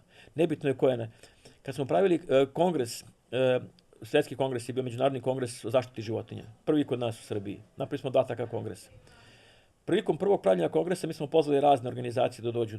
Neki su nam odgovorili ko ste vi sada pravite kongres? Postojite samo godinu dana, mi postojimo po 10, 20, 30 godina, pa nismo napravili kongres. Pitanje što niste. Čekaj, što niste, mislim, ko me branio. Znači, o tome se radi, ta ljudska sujeta je problem. Umjesto da ljudi kažu, super, ajde da sarađujemo. I onda je krenulo odmah a ko ste vi da pravite to? Mi stvari se pitamo onako, ne znam, pitanje ne znaš šta da odgovoriš. Pitanje mi je potpuno suvislo, šta ko smo, mislim, pa mi smo želi da napravimo nešto. Ja sam imao takve situacije, što tako pravio sam neke neverovatno lepe stvari za vertikalne sportove i odem pozovem neke ljudi iz nekih saveza i ispričam na sastanku sve šta hoćemo da uradimo i onda predsjednik tog saveza kaže ja sam za to da se to ne održi. A ovaj drugi mu kaže pa čovječe nije on došao da te pita da li da se održi ili ne održi, nego da li hoćeš da učestvuješ ili nećeš. Niko tebe ne pita, ti ne možeš ni da zabraniš, to ne praviš ti, nego pravi on. Znači, to su mi nekako čudne stvari kad ljudi tako istupe, kad smatraju da su oni najbitniji za sve. Znači, nema komunikacije među ljudima. Ja zato govorim, fali nam komunikacija. Fali nam saradnja. Fali nam da prestanemo da mislimo da smo najvažniji. Znači, upravo taj, što ti rekao, ego. Znači, da uništimo taj ego u sebi, da ga smanjimo na što manju meru, da bi mogli da sarađujemo zbog njih. Da bi njemu bilo bolje. Ako smo već time krenuli da se bavimo zbog njih. A ako gledamo biznis, onda... I tu se lako prepozna ko zašto radi. To se ono što kažem na početku što sam rekao, lako se prepozna ko živi za životinje, ko živi od životinje. Vrlo lako se prepozna, vrlo se lako da razvojite. Samo ljudi često ne gledaju, znači jednostavno ne vode računa, nego... Što ti kažeš onda, lakše mu je dao 1000 dinara, uplatio SMS, nije rešio posao. Da. Pri tome još jedno, kad si pomenuo SMS, sad mi je palo na pamet. Mi smo pokušali više puta dobijemo SMS za životinje, ne možeš da dobije SMS za životinje. Za ljude može da dobiješ za životinje, ne može da dobiješ SMS. A to je problem sva 3 naša operatera koja su, oni moraju se dogovore oko toga. I tu postoji nešto. Da je treba malo da se pročačka. Tako da nisam razmišljao uopšte. Pa nismo ni mi nismo razmišljali dok smo pitali. Tako da kažem, to su neke stvari koje, znači puno stvari imamo koje treba da ispravljamo. Zašto ne može da se dobije SMS za životinje? Šta je tu problem da se dobije SMS za životinje? Šta, ići će pare životinjama, neće ići za decu? Ne razumijem. Onaj ko hoće da da za životinje daće ovako ili onako. Mislim, nećemo to biti barijera da... Tako je. A bilo je, mislim, takve stvari puno. Mislim, mi smo imali ljude koji su nam pričali tipa avioni, kamioni, mi ćemo ono, ne jave se nikad više. Mi smo navikli na to, jednostavno, da ljudi vide negde u trenutku, opet to je, kažem, taj emotivni naboj, vide billboard neki naš, pozove ljudi telefonom, ja ću sutra ovo, ja ću sutra ono, ne javi se više nikad. Onda nas iznenade neki ljudi koji su potpuno onako nađu nas, jednostavno hoće da pomognu, onako iz vedra neba, samo bum, ko grom. I stvarno pomognu ljudi. Ono što ja kad mogu da ti kažem sa naše strane i šta uvek možemo, to je da će nam u descriptionu svake epizode od ove epizode ići vaši tekući račun i ostalo i vaše stranice i nešto čisto, eto, naravno, spominjet ćemo u svakoj epizodi zato što mi se brinemo o njima. I jednostavno, eto, došli smo do vas kao organizacije i ja mislim da nešto sistemski može da se promeni. Kao pojedinac jako teško, sve moramo da krenemo kao pojedinac, ali samo sistemski ko uzme da rešava neki problem, rešit će ga stvarno. Bag je udomljen, mi možemo da udomimo još 1000 pasa, ali ti nisi rešio problem napuštenih životinja. Ako ne rešiš uzroke. Tako je. Tako da, sa naše strane, to ćete imati sigurno. Hvala. Nas ima, znači ovo je porodično sve, brat, sestra, žena, njena sestra, zetovi. Svi ste zaraženi životinjama. Tako je. I svi imamo i svi su u timu ovde. Što se tiče volontera, ja ne mogu da ti kažem da ćeš imati uvek volontere, da možemo da ti budemo uvek, ali bilo kakvu akciju da imate. Samo ovo što radite sasvim je dovoljno. Znači, jednostavno, ja kažem, ja sam vama zahvalan da ne dajete ništa više, samo tome da pričate o životinjama. Samo da osvešćujete ljude. To je sasvim dovoljno. Znači, da više ništa preko toga ne uradite za Ars, znači da ne 5 dinara ne date za Ars, mislim, na bilo koji način drugi, sad 5 dinara sam uzeo simbolično. Jasno, da. Nije novac u pitanju. Nego kažem da ni na koji način ne pomožete Arsu, znači direktno pomažite drugima, pomožite bilo kome, samo pomožite životinjama. To nam je sasvim dovoljno. Jer samim tim što pomožete većim broju životinja, to nama olakšavate. Ne direktno, naravno, ako ide preko nas, to je mnogo direktnije, mnogo lakše i brže da se neke stvari reše. Ali kažem, kome god da pomognete na bilo koji način, znači bilo koje životinje, dovoljno je. Mi smo mirnije, znači jednostavno mirnije spavamo. Tako da s te strane, kažem, je jako važno. Ima puno dobrih ljudi svuda. Mi imamo stvarno ljude, mi smo u komunikaciji sa svim mogućim medijima. Znači držimo se van politike, naravno zbog toga što životinje se ne bave politikom, tako da smo na svim mogućim televizijama. Kritikuju nas i zbog toga što idemo na neke televizije. Ja kažem upravo na svaku televiziju treba otići, svuda treba pričati o životinjama, svuda treba pričati ljudima, osvešćavati ljude, jednostavno da ljudi budu svesni toga šta se dešava oko nas. Svuda smo dobro došli na sve televizije, u sve medije, znači svi sa nama sarađuju, svi sa nama komuniciraju, stalno smo prisutni svuda. Godišnje, ja ne znam koliko puta mi budemo na nekim nacionalnim televizijama i tako da pričamo na razne teme. Zovu nas non stop, uvijek smo radi da pričamo o tome. Tome bi televizija trebala, ako gledamo, i da služi, znači da ne bude obojena ni levo ni desno, nego uvijek da bude... Naravno, ali sad kažem sve ovdje obojeno politikom i sad da ne pričamo o politici, da ne idemo u tu stranu. Znači, ko šta, mi također organizacija, to je jedno od pravila, znači nikad ne pričamo o politici. Kogod ima, kako god ima mišljenje vezano za politiku, znači to nek ostaje van organizacije. U organizaciji se nikad ne priča o politici. Čak se i ne šalimo na te teme, čak ne objavljamo nikakve mimove, ništa druge, ništa ne stavljamo na naše interne mreže. Kad god neko ih stavi, kad dođe neko novi pa stavi, to mi kažemo, slušaj, to ok, nisi znao, sad znaš, ali ne može to da se koristi ovdje, znači to u svom privatnom režimu. Postoje grupe za takve stvari, tamo to šeruju, tamo to deli. Neko se i naljuti na kraju krajeva, to je njegova stvar, šta da radim. Znači, mislim, televizija je super, podcast to i dalje nije. Ljudi se okreću podcastima, ali i dalje televizija, ja sam ugasio televizor, ja ne gledam televizor i mlađe generacije ne gledaju. Ali opet, jako veliko sredstvo kojim možeš da rešavaš neki problem. Kao što su napravili to od zmija, ovako i onako, od slepih miševa, isto tako mogu da napravi dobro, ako hoće. Da, moglo bi da se napravi, samo kažem, opet tu fali volja, dobra volja fali. To ono što kažem, svuda postoje dobri ljudi, koji ako se trgnu i ako nešto urade makar malo, znači mogu da promene. Sami ne mogu definitivno sve da promene, ali nas kad ima više, znači to ono što kažem, svuda mi imamo negde neki ljude koji god nam od političkih partija da znamo neke ljude pojedince, znači ne pričamo, znači što je, kažem, politika omražena ovdje. Ali tamo postoje neki ljudi koji vole životinje, koji nam se jave, sami nas pozovu. Ne zovemo mi nikog, ne učimo za ruka, nego se vide ljudi šta mi radimo, pozovu i kažu, vidimo šta radite, pratimo baš rad, hoćemo da pomognemo, na takav i takav način možemo pomognemo, super, ajmo da uradimo šta može da se uradi. Razne kompanije, razne udruženja, razne... Nije, to je kod mene. Nije, što si se uznemirio. Vibrira, pa zato... Sve čuješ. Sve čuješ, ništa ne može da ti promakne. Šeron jedan. Tako da kažem, to je ono što je naša snaga i što se mi oduševimo svaki put kad nam se javi neko iz neke institucije. Ili negde u nekoj instituciji zapremo negde. Dođete na neki šalter. Nosite badge Arsa. Znate kako vas ljudi dočekaju, drugačije prepoznaju nas. Znači onda, mislim, poklonimo im neki badge, tako budu srećni, mislim, jednostavno. Evo, jučer sam bio u APR-u tamo, upoznao neke fantastično dobre ljude, iznenadio se onaj u Rakovici tamo APR. Znači, jednostavno, kažem, svi su bili nevjerojatno ljubazni, znači, svi su bili onako, ja sam bio puno u šoku. Da vi u jednoj takvoj instituciji, znači, da kažem, državnoj instituciji, doživite jednostavno da su svi ljubazni. Da niko vas nije ništa, niko nije namrštio se uopšte, kamoli da je duno nešto onako da je besan ili ne znam šta. Iako su opterećeni ljudi poslom. Ja sam morao da im napišem tamo u knjigu utisaka, znači ne znam čime vas hrane i da vam neki gas puštaju ovdje, ali samo nek nastave. Zato što to izgleda fantastično. Da, počeli smo se oduševljavamo kad je neko i ljubazan. Tako je, što je potpuno normalna stvar, što bi trebalo da bude, mislim, ali nama je to bilo wow, kao jednom. Tako isto ćemo se oduševiti kad vidimo nekoga ko brine o životinjama na ulici. Jer nam je bilo normalno da gledamo do juče kako neko šutira životinju, kako uči decu da šutni. Znači, to su stvari koje jednostavno, kažem, moramo da radimo na tome svi zajedno, da utičemo jedni na drugi. Samo tako niko drugačiji. A recimo, mora se vratim samo da završimo sa onim zmijama, ostalo mi je samo pitanje. Nema veze, pa niko da završi. Šta radimo ako naletimo na zmiju? Pre svega, prvo ovako, evo kako ćemo prepoznati sigurno da li je otrovna na našim teritorijama, pričamo o otrovnim zmijama. Kako ćemo prepoznati da li je otrovna ili nije otrovna zmija 100% sigurno? To je ono što pričaju trouglasta glava, šare i tako dalje. Sve to može da prevari nekoga ko ne poznaje zmije. I u strahu su velike oči. Tako, u strahu su velike oči, jeste. Međutim, ono što je sigurno za naše zmije koje možemo da budemo sigurni i što ne možemo da pogrešimo i ne možemo da pomešamo, to su zenice očiju. Znači, kod neotrovnih zmija su zenice kao kod čoveka, okrugle su zenice. Kod otrovnih zmija zenice su onako špicaste kao kod mačaka kad imate, znači po tome ćete biti sigurni. Sad kaže neko kako ja mogu da gledam sad zmiju u oči, mislim da kako da joj priđem da vidim ja oči. Vidiš komentar već. To su redovni komentari. Možete bez problema priđete na metar od zmije. Neće vas, ne može da vas dohvati, ne može da vas napadne, niti će da vas napadne, neće zmija da vas tjuri. Zmija će se slupča negde da se skloni. Jer vi se zmiju, ajde sad ovako da kažem, da li bi neko od vas napao Godzilu, mislim. Ne pričamo o slonu, mi smo, u odnosu na zmiju, mi smo ko Godzilla, mislim, još veći. Znači, zmija nema nijedan razlog da napada čoveka, niti je plen, niti je, ne znam, samo gleda da se skloni od čoveka, što pre da pobegne. Ako hodate negdje, trupkate nogama, zmije osjećaju jako dobru vibraciju, oni će se skloniti na vreme. Ako hodate nekom planinskom stazom, zmije često izađu na... Šta radiš ti? Zmije često izađu na stazu gde nema rastinja, gde sunce sija, gde je zemlja toplija, da kažem, gde je tlo toplije.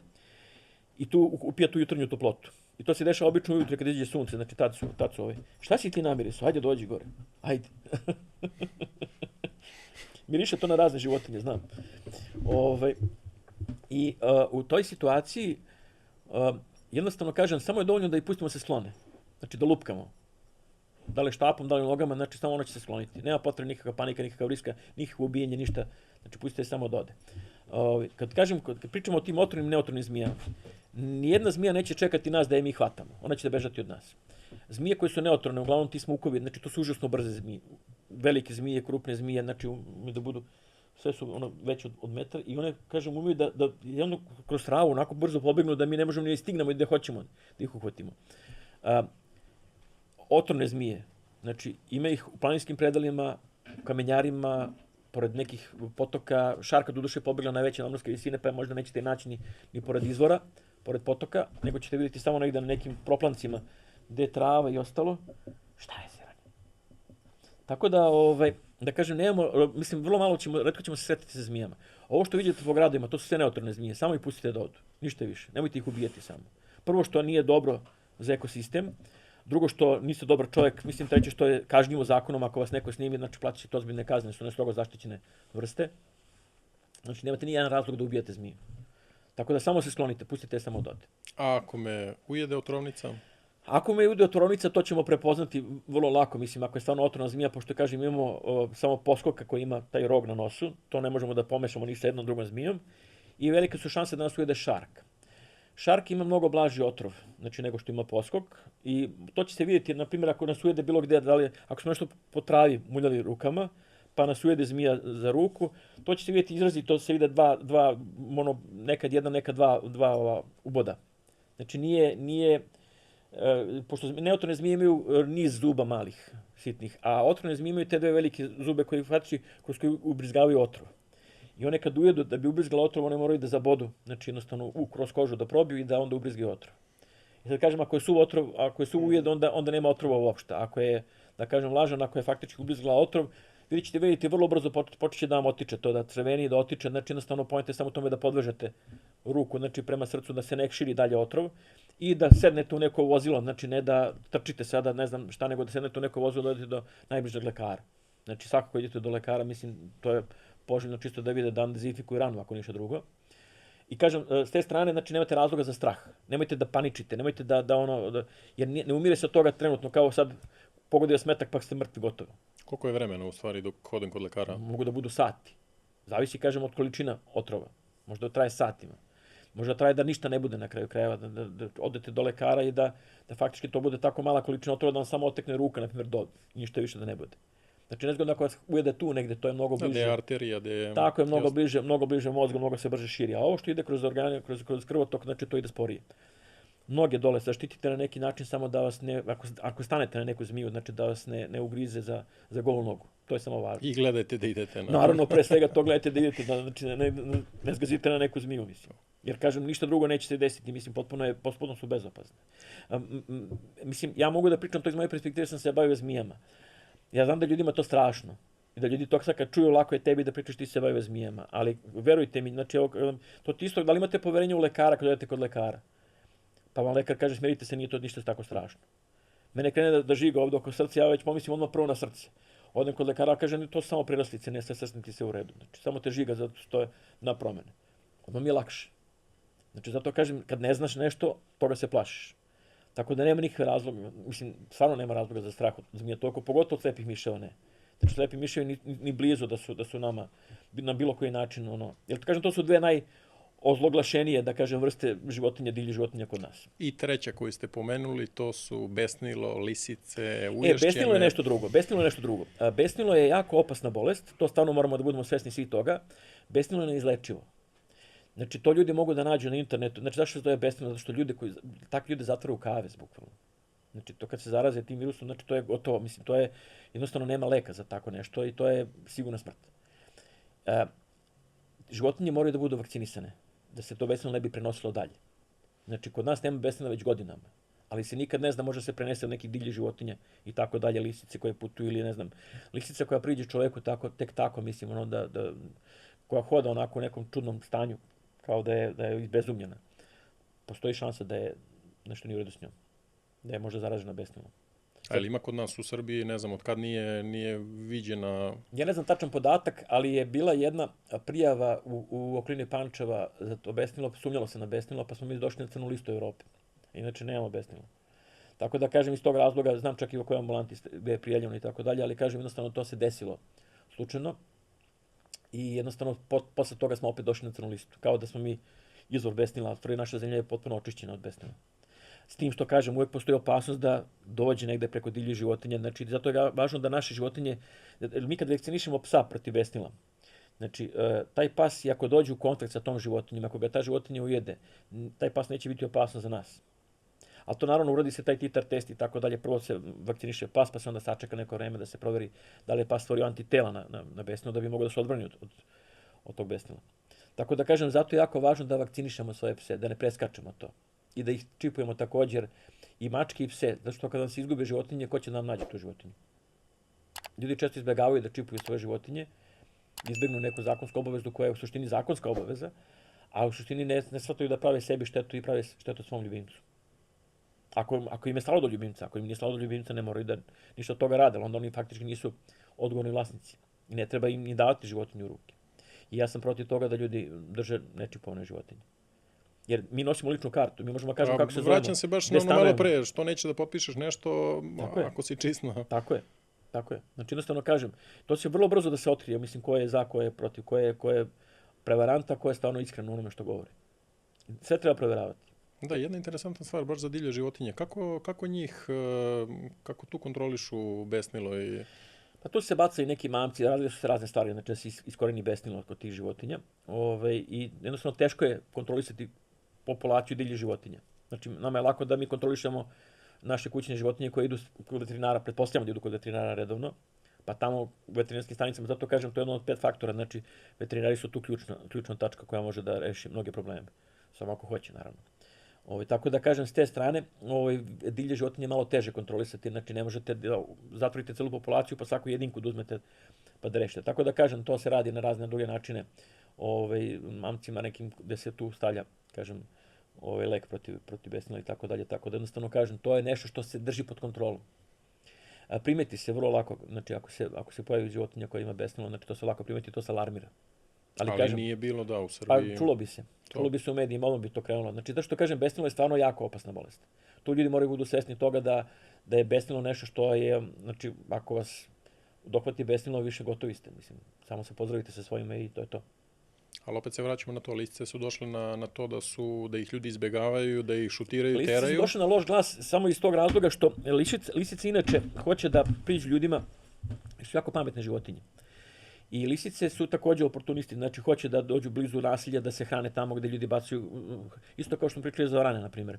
Isto kao što pacovi također nas prate svuda gde god smo mi, znači tu nas prate. Čovjek je izvor hrane, nekontrolisano baca hranu svuda i onda dođu te životinje koje su pametnije, one dođu pa se hrane. Kao što, na primjer, te korvide vrane su na nivou 7-godišnjeg deteta, papagaji su na nivou 5-godišnjeg deteta. Znači, vrane su pametnije nego papagaji, a mi mislimo da papagaji da su faktički najpametniji. Tako, pa imate na internetu gomilu onih informacija kako vrane rešavaju razne probleme. Mogu da nauče sve to, mislim, bez problema, vrlo brzo. Mi smo gledali kad donesemo vrane kod nas u rehabilitacijni centar, znači samo im pokažu jednom gde se šta nalazi, odmah sve ukapiraju. Ne treba da im ponavljamo više puta. Da, bilo ono i sa hranom, ubaci kamenčić ovdje, Čas, izađe. čas posla nauče sve. Oni inače kopiraju jedno od drugih. Gledaju šta drugi rade, tako je uče jedno od drugih, jako pametno. Da. U odnosu na tako mali mozak, znači jednostavno mnogo pameti stane tu. Tako da su nevjerojatno inteligentne ptice, fascinantne su, mislim, stvarno. Meni su jako fascinantne, samo što, eto, da nemam što drugo da radim u životu, bavio bi se tom, da kažem, proučanjem tih ptica, njihovom sociologijom i tako dalje, njihovim ponašanjem i svim ostalim stvarima. Stvarno su interesantne. Da, morat ćemo onda da doćemo do toga, nominovat ćeš nam nekog koga bi volao da vidiš u Njuškastu na kraju, ali to ćemo za kraj da ostavimo, ali sad opet na listice da se vratim. Ima ih dosta po Beogradu, mislim dosta. Pojave se, ljudi ih snimaju. Ima ih u Beogradu zato što smo mi faktički, to što kažu, na primjer, divlje životinje u Beogradu. Mi treba shvatiti da smo mi osvojili njihove teritorije.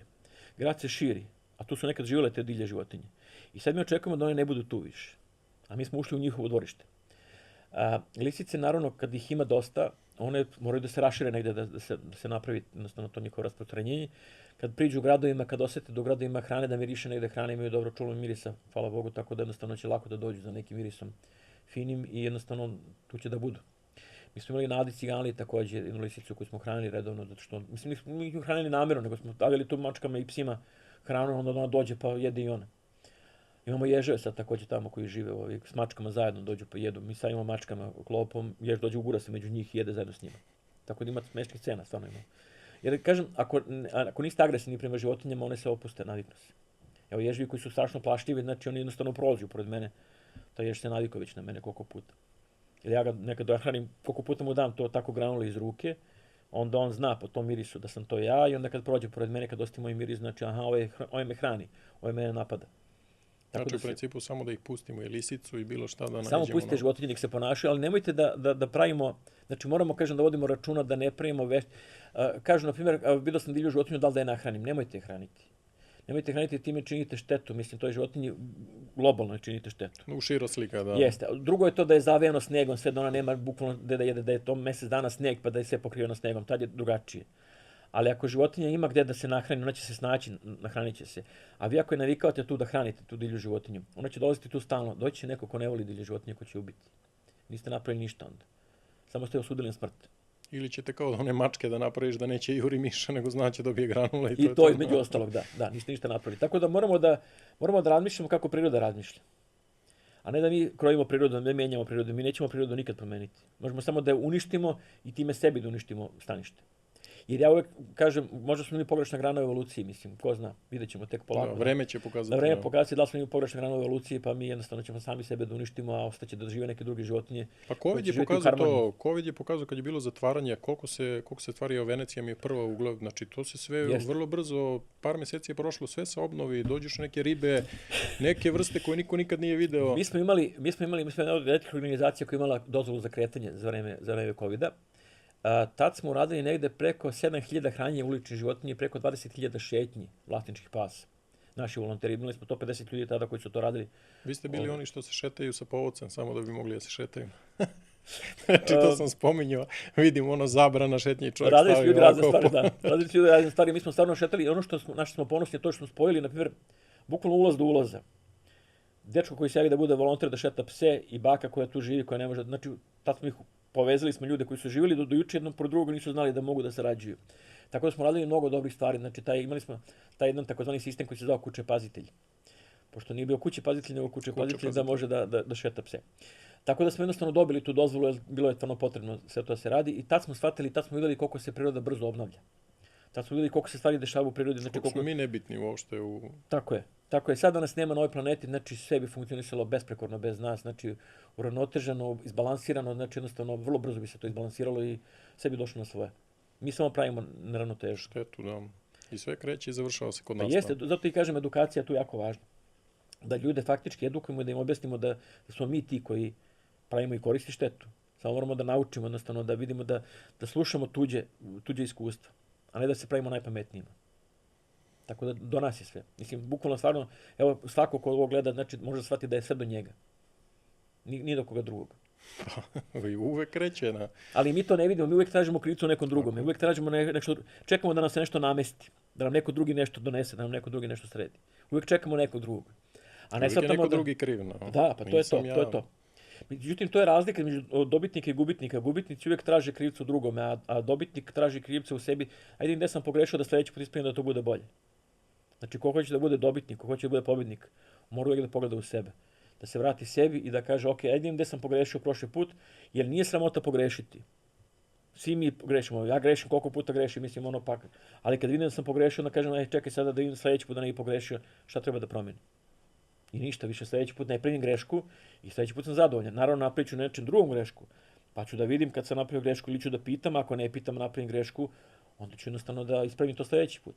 Da, to je uopšte mindset napraviti, zašto u Americi toliko imaš uspešnih i kompanija i ostalo, zašto tamo kad propadneš ti naučiš iz greška i teraš dalje. Ovdje kad propadneš, društvo te osudilo na ono sramota, šta će ovaj da kaže, koga briga, šta će bilo ko da kaže. Ovdje ljude je mnogo sramota da priznaju grešku.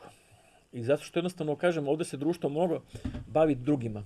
Mi često razmišljamo šta kaže selo. Vidio sam strašnu majicu, sad je bio, to jest u novembru je bio u Beu shopping centru modna revija za pse i devojka nosila majicu, ima posla ko hoće da gleda svoja. Tako je. Topna. Dobro rečeno, to nisam čuo, to je prvi put, ali dobro je. Odlično, ima puno duhovitih ljudi među nama i puno dobrih priča. Eto tako da pozovem, na primjer, nekoga koji ima neku ideju da se napravi neki bedž, neka majica, neki poster, nešto da nam jave slobodno. Iskoristit ćemo to, naravno, ako je to njihova originalna ideja, ako nije njihova originalna ideja. Imamo one bedževe koje smo delili, na primjer, kad smo bili u Londonu. Delili smo bedževe Sveti Grebem, pošto imaju mači one grebotine. I sad, kad smo delili ljudima, tamo piše na srpskom Sveti Grebem, oni pitaju šta to znači. Objasni mu, da. I onda mi njima objasnimo da samo je dovoljno u našem jeziku da promene jedno slovo i ima potpuno drugo značenje. A onda su oni bili toliko oduševljeni time da smo im rekli sad nosite taj bedž i ako vas neko maltretira samo pokažete na bedž. I to je bilo, kažem, oduševljenje veliko. Nas su tamo jurili po Batesu i tražili su nam još bedževa. Pošto smo bili poznati po tome da smo doneli gomilu nekih interesantnih bedževa, pa smo sledeće godine doneli nove bedže, pa su onda već zapamtili od prošle godine navisno s bedžima i tako dalje, tako da smo već tamo poznati kao organizacija. Pa generalno smo i duhovita nacija i kreativna nacija i snalažljiva. Jeste, to je ono što nam ostaje, to je ono što nam ostaje, da. Jer jednostavno kažem, ljudi koji imaju sve sređeno, oni se ne bore ni za što. Pa evo to da navedem, eto na primjer Đokovića, mislim, koji je odrastao u takvim uslovima, znači on ima motiv da se bori. I stalno je postao simbol, znači, naše borbe, svih nas na neki način. I on to svuda pominje, svuda priča to. I nije se odrekao, znači, naše zemlje, znači nije otišao u neku drugu zemlju i uzeo neko tuđe državljanstvo na kraju u tom smislu. Ovo sad što je otišao u Grčku, to je neka druga priča sad, ali da ne ulazimo dalje u te komentare, ali kažem jednostavno, on je dobar primjer toga. Takvi primjeri imamo mnogo. Znači, i ljudi treba da se vode za takvim primjerima. Da naprave nešto dobro za ovu zemlju. Da jednostavno pokrenu nešto što mogu da urade što ne postoji u ovoj zemlji. Jer ovo, kažem, što mi radimo, nama kažu strane organizacije da je ovo jedinstveno, to kažem, u svetu na ovaj način koji radimo i greota je da to sad propadne i da to ne iskoristimo i da napravimo da bude, ako ništa drugo, bar životinjama bolje. Jer kad napravimo da bude životinjama bolje, bit će bolje i njihovim vlasnicima. A vlasnici često doživljavaju svoje životinje kao kućni kao članove porodice. I spremni su da naprave razne gluposti, da žrtvuju svoj život zbog. Jer, kažem, padne vam pas u šahtu, u bunar, čovjek je spreman da se iđe u bunar. Kako će izaći? Ne razmišlja o tome. Znači, ne treba da rizikuje svoj život. Nego ko u avionu, prvo pomozi sebi, pa drugom. Tako je. Koliko god to delovalo možda strašno i možda delovalo kao nelogično, ali upravo jeste logično. Znači, treba pomogneš tebi da bi mogo drugom da pomogneš. Mi ne radimo na sebi. To je ono što je problem, što mi faktički sebe ne edukujemo pre svega da bi mogli nekom drugom da pričamo nešto. Tako da kažem, imamo komentar za sve. Jeste. Najbolji smo selektori, najbolji smo političari i sve smo najbolje u suštini na... Da, na Đokovića da se nadovežem, samo to je to, opet onaj inat srpski, da kao, sad ću ti pokažem da može. Tako je. Ali taj inat postoji u svim narodima, samo što oni nisu imali potrebe da ga razvijaju. Znači, jednostavno nisu imali potrebe. Mi smo imali, nažalost, smo imali potrebe da to radimo. I pitanje je, kažem, da li bi Đoković postao to što jeste, da je bio u Švajcarskoj kao da je odrastao u Sviliji Kadifi, da imao srež, da su njegovi roditelji mogli sedam mu daju, pitanje da li bi se trudio uopšte, da li bi se samo s tim igrao možda sa tim tenisom i tako dalje. Znači, zato kažem, to s jedne strane je dobro. Pričam za nas. Ja znam još neke primjere, imam dobre prijatelji koji su uspeli u svetu samo zato što su izašli iz male sredine i što su morali da kombinuju, da rade neke stvari koje su neverovatne. Mislim, jednostavno u svetu koji to ne prepoznaje. U svetu koji je usko specijalizovan za neke stvari. Imam jednog prijatelja koji je u svetu marketinga veliki mag, znači jednostavno i koji je uspeo radio i u Google na kraju krajeva i živi u Londonu sa svojom porodicom sada, krenuo iz Smedereva, znači iz jedne male sredine i jednostavno video je shvatio da je Beograd mali. I uspeo u svetu tako što je uspeo da kombinuje neke stvari, da pomiri, čovjek iz marketinga uspeo da pomiri neke marketinške agencije koje nisu kapirale na drugu čak. Uspeo da napravi sponu između svega toga. Posebno su mesto njemu napravili, znači radno mesto da bi on to mogao da radi. I ja sam ponosan na njega kao nekoga ko potiče s ovih terena, znači neko ko je odavde iz ovog kraja, znači koji je stvarno klikeraš veliki i koji je uspeo da, koji je beskreno duhovit čovjek, mislim, ono jednostavno i pun je duha, znači svega, njega ništa nije slomilo, on se borio dalje za sve to. I ima predivnu porodicu na kraju krajeva i kažem se, jednom uspeo u životu da napravi nešto bez da ikome duguje bilo šta. I kažem, ponosan sam što imam takve prijatelje na kraju krajeva. Je tako? Nažalost, 1001 primjer imaš da više ceniš to što vidiš u svetu i kao vidi kako oni, a imaš neke stvari koje su ti u tvojoj zemlji koje ne ceniš.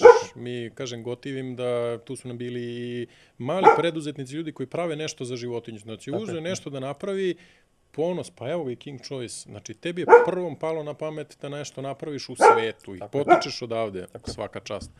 Tako da... To su sve pohvalne stvari. Imamo i našu domaću kompaniju koja pravi tih kućica koje treba da stoje ispred tržnih centara i tako dalje. Znači, koji su napravili nešto što do sad zamišljali samo da može stigne iz inostranstva. Tako da, jednostavno kažem, takve stvari su nevjerovatno, znači, napredak nauke i naših klikera, mislim da kažem, naše snalažljivosti.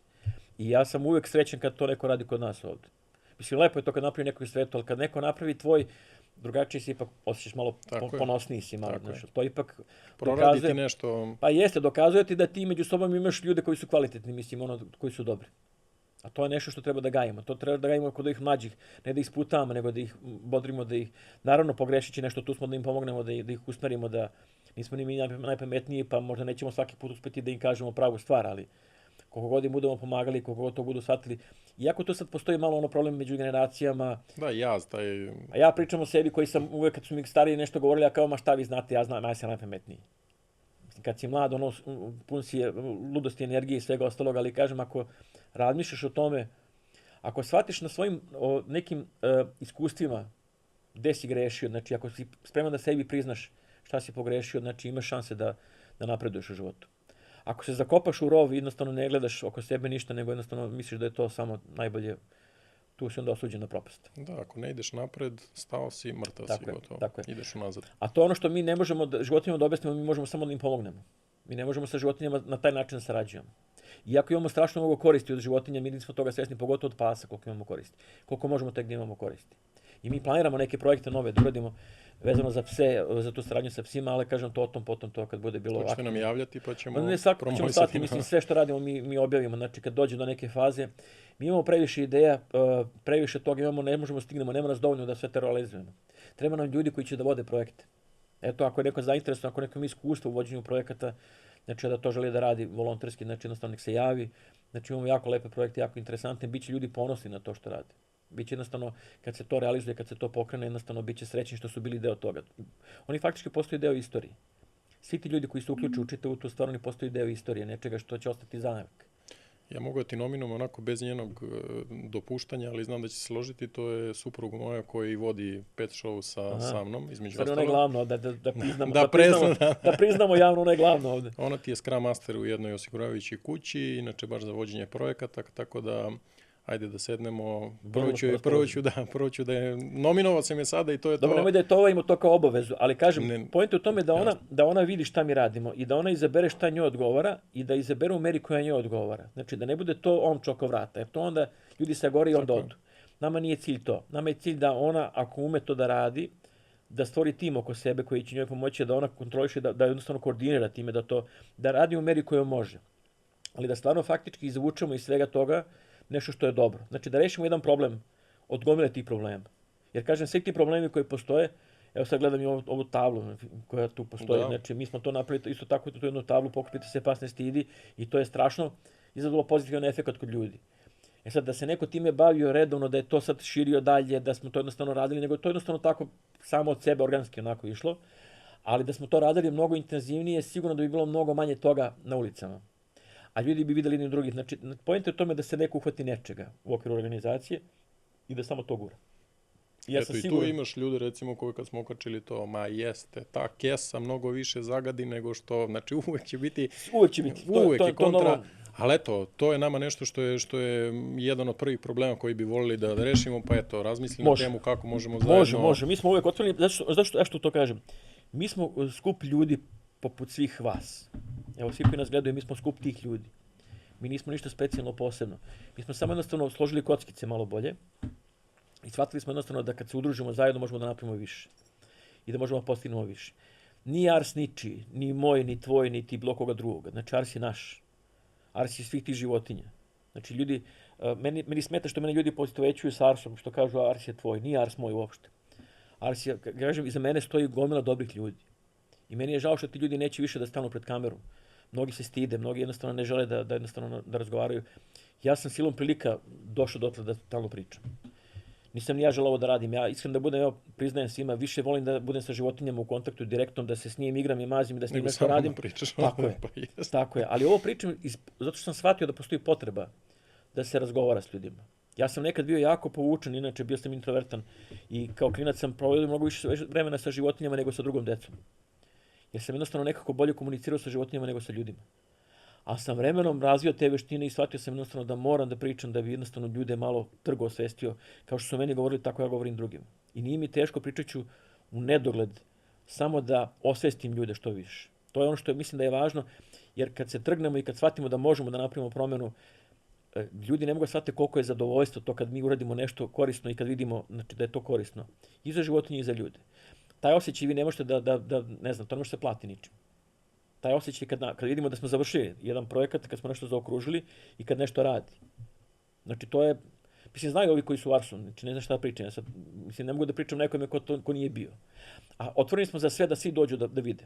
Znači, kogod priča o nama dobro, loše, nema veze, nek pričaju loše, nek dođu, nek vide. Meni je samo žao što priča neko loše o nama, a nije bio nikad kod nas. Niti je upoznao bilo koga od nas, niti ili je čuo od nekoga, ili je možda neko koji je bio kod nas na kratko, pa je shvatio da ne može da pusti korenje, pa onda priča o nama loše stvari. Pa onda taj neko čuo od nekoga. Pa to je isto kao za veterinu u Beogradu. Tako je. Iskreno da budem, nisam imao ni jednu lepu o njima. Ja ne mogu da kažem da je sve idealno tamo, ali nije ni sve crno kao što se priča. Eto, to moram da pričam samo i da tu ima mesta za popravke, ali obzirom na u kakvim su uslovima, mi trenutno nemamo bolju organizaciju, znači nemamo bolju instituciju u Beogradu od njih.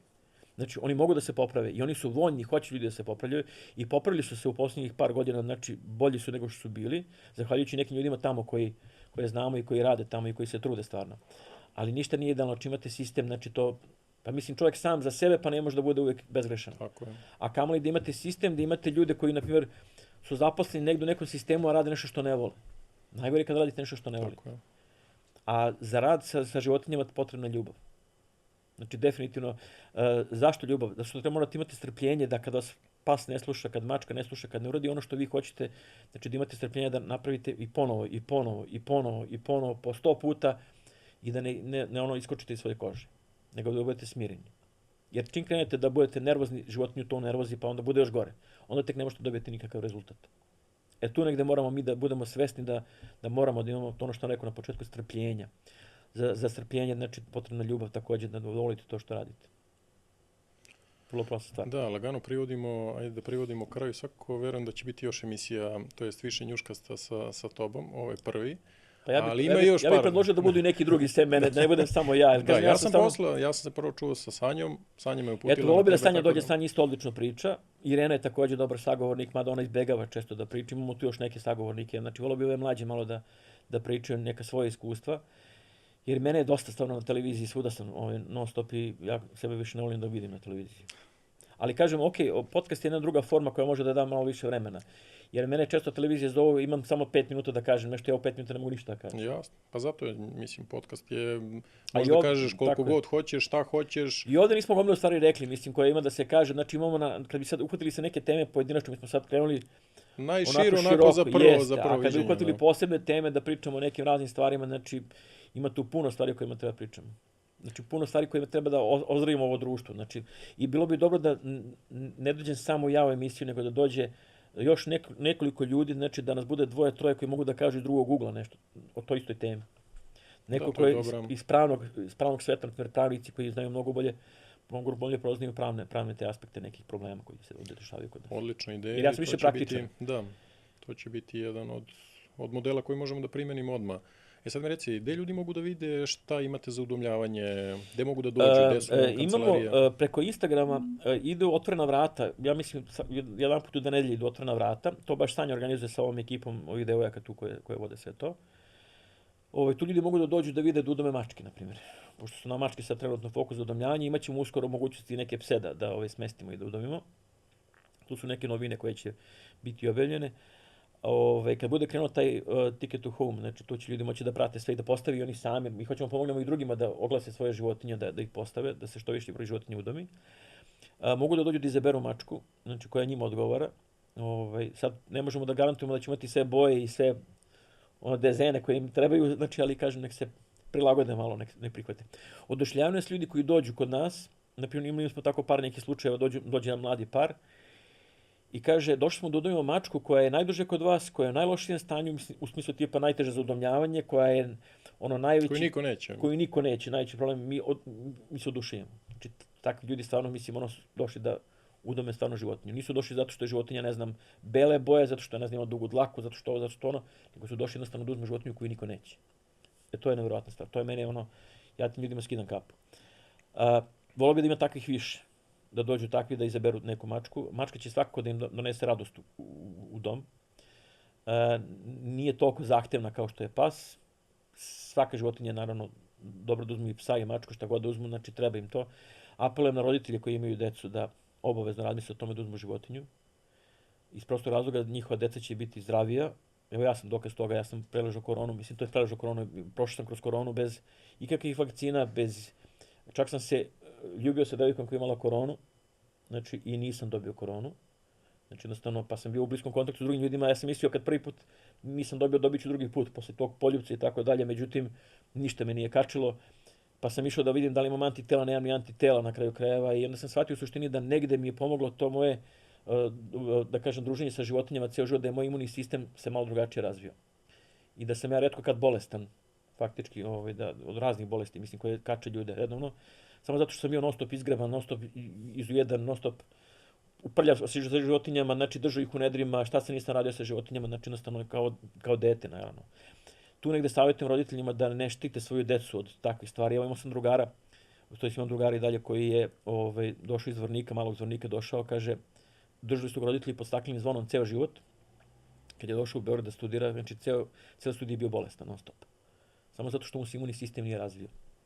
Zato kažem, roditelji, pustite decu da se druže sa životinjama. Naravno je normalno da prođu kroz neke bolesti dečije, ali će imunni sistem da bude jači, organizam će da biti jači. I to je poznato i kod životinje, što su starije životinje, imunni sistem im jači. Tako da kažem, to je moj savjet za životinje. A što se tiče toga da mogu da se informišu, znači naše društvene mreže, imamo na YouTube kanalu neke informacije koje su također kako spasiti mačku iz haube u automobilu, kako pomoći nekim životinjama kad upadnu ptice u, ne znam, ventilacioni otvor i tako razne neke stvari imamo, kako se drži golub, kako se pakuje ptica u kutiju, na primjer kad je transportujete. Sve to mogu da nađu kod nas na našim društvenim mrežama, znači koga ne mrzi, nek se informiše malo, nek se savjetuje i nek nam pišu šta ih još interesuje. Znači napravit ćemo objave o tome, kratke objave da damo ljudima savjet kako da pomognu životinjama u tim situacijama. Znači nek pišu na vreme, a ne kad se desi. Mislim, kad se desi, mi nemamo vremena to da napravimo. To pozvaćemo ih i ovdje i u komentarima da pišu šta ih zanima. Svakako, sve što ih interesuje, nek nam kažu, mi ćemo pomoći sve što znamo, napisat ćemo ono što ne znamo, kažem, znamo koga treba da pitamo. Tako da kažem, to su neke stvari koje možemo da učinimo, da pomognemo, da ljudima bude lakše da sami spasu životinje. Jer od kad ne radimo to tehničko spasavanje, mnogi ljudi nas zovu, pišu nam na kraju krajeva. Imali smo čak i dispečerski telefon koji smo morali da ukinemo i nismo imali više snage da se javljamo. Znači na taj telefon to je bilo non stop zvanje. Tako da sad ide samo u varijanti dopisa i nadamo se da ćemo se vratiti ponovo tom tehničkom spasavanju, da će Beograd ponovo imati tako nešto što retko koji grad u svetu ima. I ono što nam je cilj da napravimo Animal Rescue International sedište u Beogradu, znači da to bude centar za ceo svet. Da naučimo što veći broj ljudi u svetu da ovo što smo mi radili, što znamo da radimo, da naučimo što veći broj ljudi u svetu i da napravimo jednu veliku svetsku mrežu koja će pomagati onda u slučaju tih nekih velikih nesreća, kad su, ne znam, evo kao što je bio zemljotres u Turskoj, pa su razne poplave gledane po celom svetu, znači tu uvek treba pomagati životinjama. Jer to ono što se desilo u Obrenovcu, mi smo spasavali ljude, nismo imali za životinje vremena. Znači moramo da naučimo ljude da ljudi prvo pomognu sebi. Treba da budu svesni ljudi kad su velike katastrofe, da nema dovoljno spasilaca, nikada. Nikad ih nema. I nemojte čekati da vam neko dođe da vam pomogne, morat ćete sami da se snađete. Tako da bolje budite spremni na vreme, Pa naučite da spasite prvo sve svoje životinje, svoje ukućane, pa da spasite komšijske životinje, da pomognete tu u kraju. Što više ljudi obučimo za tako nešto, znači jednostavno bit će i vama bolje i vi ćete biti sigurniji na kraju krajeva da ćete preživjeti takvu neku kataklizmu. A kataklizma ima na sve strane, mislim. Što prirodno izazvano, što ljudi često izazivaju, znači, razne kataklizme koje niko se ne nada. A reci mi sad, opet se vraćamo na početak skroz, šta ti je, daj mi jednu situaciju koja ti je ostala onako najbolnija, najupečatljivija za svih ovih 10 godina? U kom smislu bolna? Pa ne, u smislu tog, recimo, rekao si poplave, pa tu šta si sve vidio, u tom smislu najteža. Strašno je kad vidite psa koji je vezan na lancu, nije mogao da otpliva. Udavio se, on je plivao dok je mogao, kad više nije mogao da pliva, on vidite samo da je vezan na lancu, udavio se. To je strašno, znate koliko je ta životinja se mučila i pokušavala, borila se za život, ali na kraju kraja nije imala izbor, nije imala šansu. Kad vidite konja koji se udavio u štali, mislim, odnosno konji su odlični plivači, znači da ih neko samo vrata da otvorite, da pustite. To su strašne scene, mislim, kad tako nešto vidite. A imali smo raznih situacija, mislim, imali smo, na primjer, to jedno spasavanje koje je naše rekordno spasavanje, 11 sati je trajalo to spasavanje. Vadili smo jedno štene iz jedne rupe za sondažu, štene se zaglavilo na 3 metra. To je pisao i zabavni politikin o tome i pisali su razni mediji o tome, to mogu ljudi lako da nađu. Znači, Mrvica se zove taj pas koga smo spasavali i koji je upao kao štene. Da smo kopali od ozgo, znači direktno do njega, možda bi ga zatrpali, možda bi propao do 12. metra dubine. On se zaglavio na 3 metra, pa smo morali da kopamo paralelno kanal da bi došli ispod njega. A on je sve slabiji i slabiji bio, sve se slabije čuo, znači on čuo se da kevće. I na kraju smo morali da presečemo i da jednostavno idemo u horizontalu, znači po cenu čak i da ga ubijemo, znači da dođemo do njega. I kad smo zaboli te neke šipke ispod njega, armaturne, znači bukvalno smo na 2 cm od njega zaboli šipke. Koliko smo imali sreće da ga ne... Ali smo negde i procenjivali otprilike pod kojim uglom je, kako to sve izgleda i tako dalje. 11 sati, to je trajalo u Mirjevu, tamo 11 sati smo mi se smrzavali na zimi, kao sad neko vreme koje je hladno i jednostavno šibao nas je vetar, znači ja se u životu nisam tako smrzao. Kolega koji je kopao, znači njemu je bilo toplo dole, je kopao ručno, moralo sve se kopa, nije moglo da se dođe mašinama tamo da se kopa. Trebalo nam je tih nekih 9 sati, znači faktički da ga iskopamo i još 2 sata da ga reanimiramo, pošto je pas već bio maltene mrtav. Jedva su se čuli njegovi organi, pa onda termometar koji meri inače temperaturu životinje, znači 4 puta smo merili, nismo mogli da izmerimo temperaturu, minimum, ispod minimuma je bilo pala temperatura.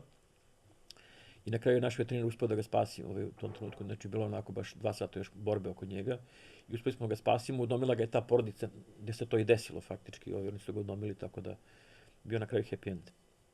Ali kažem, to je na primjer najduža akcija, ako me neko pita, ima da je bilo raznih akcija, spasali smo i zmije i jare smo spasavali i ne znam šta nismo spasavali, slepe miševi i tako dalje, svašta smo spasavali. Psa koji je upao ispod pontona, znači u zaleđenu vodu, to je na primjer Irena radila tu akciju spasavanja. Ona je ušla u ronilačko odelo, znači mokro ronilačko odelo, što se ne radi u hladnoj vodi, se ne ulazi u mokrom ronilačkom odelu, nego se uzima suvo. Međutim, nije bilo vremena za čekanje, ali taj pas je probao 5 sati u hladnoj ledenoj vodi ispod pontona. Ljudi su nas zvali, od 5 ujutru su čuli tog psa ispod pontona, a tek oko 10 smo mi došli faktički na lokaciju, tad su nas našli. I mi kad smo došli, jednostavno nije bilo vremena za čekanje, ona je ušla tako u tom mokrom odelu, ona se smrzla, pola sata je provela u vodi, ruke su se skroz ukočile. Morala je 3 puta da zaroni ispod tog pontona sa psom zajedno, koji nije teo znači on je bio u strahu, znači jednostavno. I na kraju kad smo ga vadili u čamac, ima i snimak, kad sam u tome pas me uvio za ruku, od straha, ne, znači jednostavno kažem, ništa nije on uradio namjerno, niti loše. Ali sve je to normalno sastavni deo. Samo ti ujedi, ništa lično nije samo da si ti živ, nema veze što si mu ujeo, ko da je važno. Tako da jednostavno kažem, to su neke stvari koje su se dešavale, bilo je raznih situacija, raznih nevjerojatnih. Pa mi imamo negde preko 3000 akcija spasavanja i preko 5000 spasanih životinja, znači u tom tehničkom delu spasavanja. Znači, to je 5000 životinja koje bi bile verovatno u većini slučaja mrtve. Tako da kažem, bilo je svega i svačega. Jedino da vam poželimo da se što pre vratite i da... Mi se tome nadamo da ćemo krenuti da radimo ponovno to tehničko spasavanje. Samo kažem, financije su problem, jer jednostavno ne možemo, probali smo taj sistem besplatno, sve to nije funkcionisalo. A da bi sad imali nekoga stalno, znači morate da ga platite, da neko živi od toga, da bi bio fokusiran samo na to. Da ne bi jednostavno bilo misli na 100 strana, mislim, kako će da plati stan, kako će da plati, ne znam, struju, da kupi sebi da jede i tako dalje. Jer kažem, pogrešnim smo sistemom krenuli. Ja sam stvari najviše kriv za to Jer sam ja u suštini, ja imam izvor prihoda, imam, dakle, nisam ni go, ni bos, ni žedan, ni gladan. Ja sam imao od čega da živim, pa sam ja mislio, ako ja imam, imaće svi. U suštini nije tačno. Da, nekom je to dovoljno vreme da mu oduzmeš. Ja sam faktički najveći donator Arsa, mislim, ja sam potrošio silne pare, mislim, uloživši u Ars. Više nego bilo ko drugi. Pa da mi nešto napamet, ali ajde, pričat ćemo. Može čovjek za te pare da kupi stan u Beogradu. Da. Bez problema. Tako da kažem, jednostavno, to su stvari koje, ali ja ne pušim, ne pijem, ne kockam se, ne trošim pare na tako neke stvari. Imam pravo sve pare da trošim na životinju. Tako je. Nek svako krene odatle i... Ostalo je onaj deo što sam rekao da ćeš da mi nominuješ nekog, to smo uveli. Koga bi volio da vidiš u njuškastu?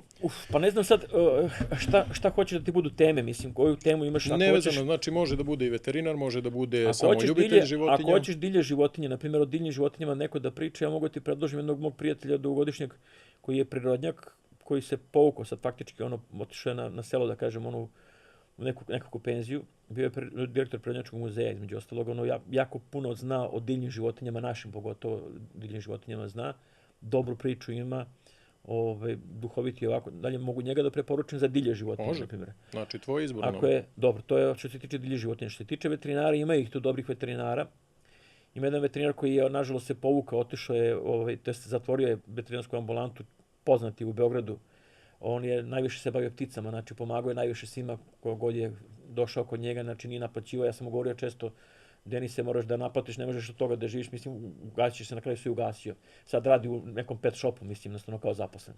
Tako da mogu njega da preporučim kao jednog veterinara koji stvarno voli životinje, iskreno voli životinje i koji je otišao u nekom drugom pravcu, nije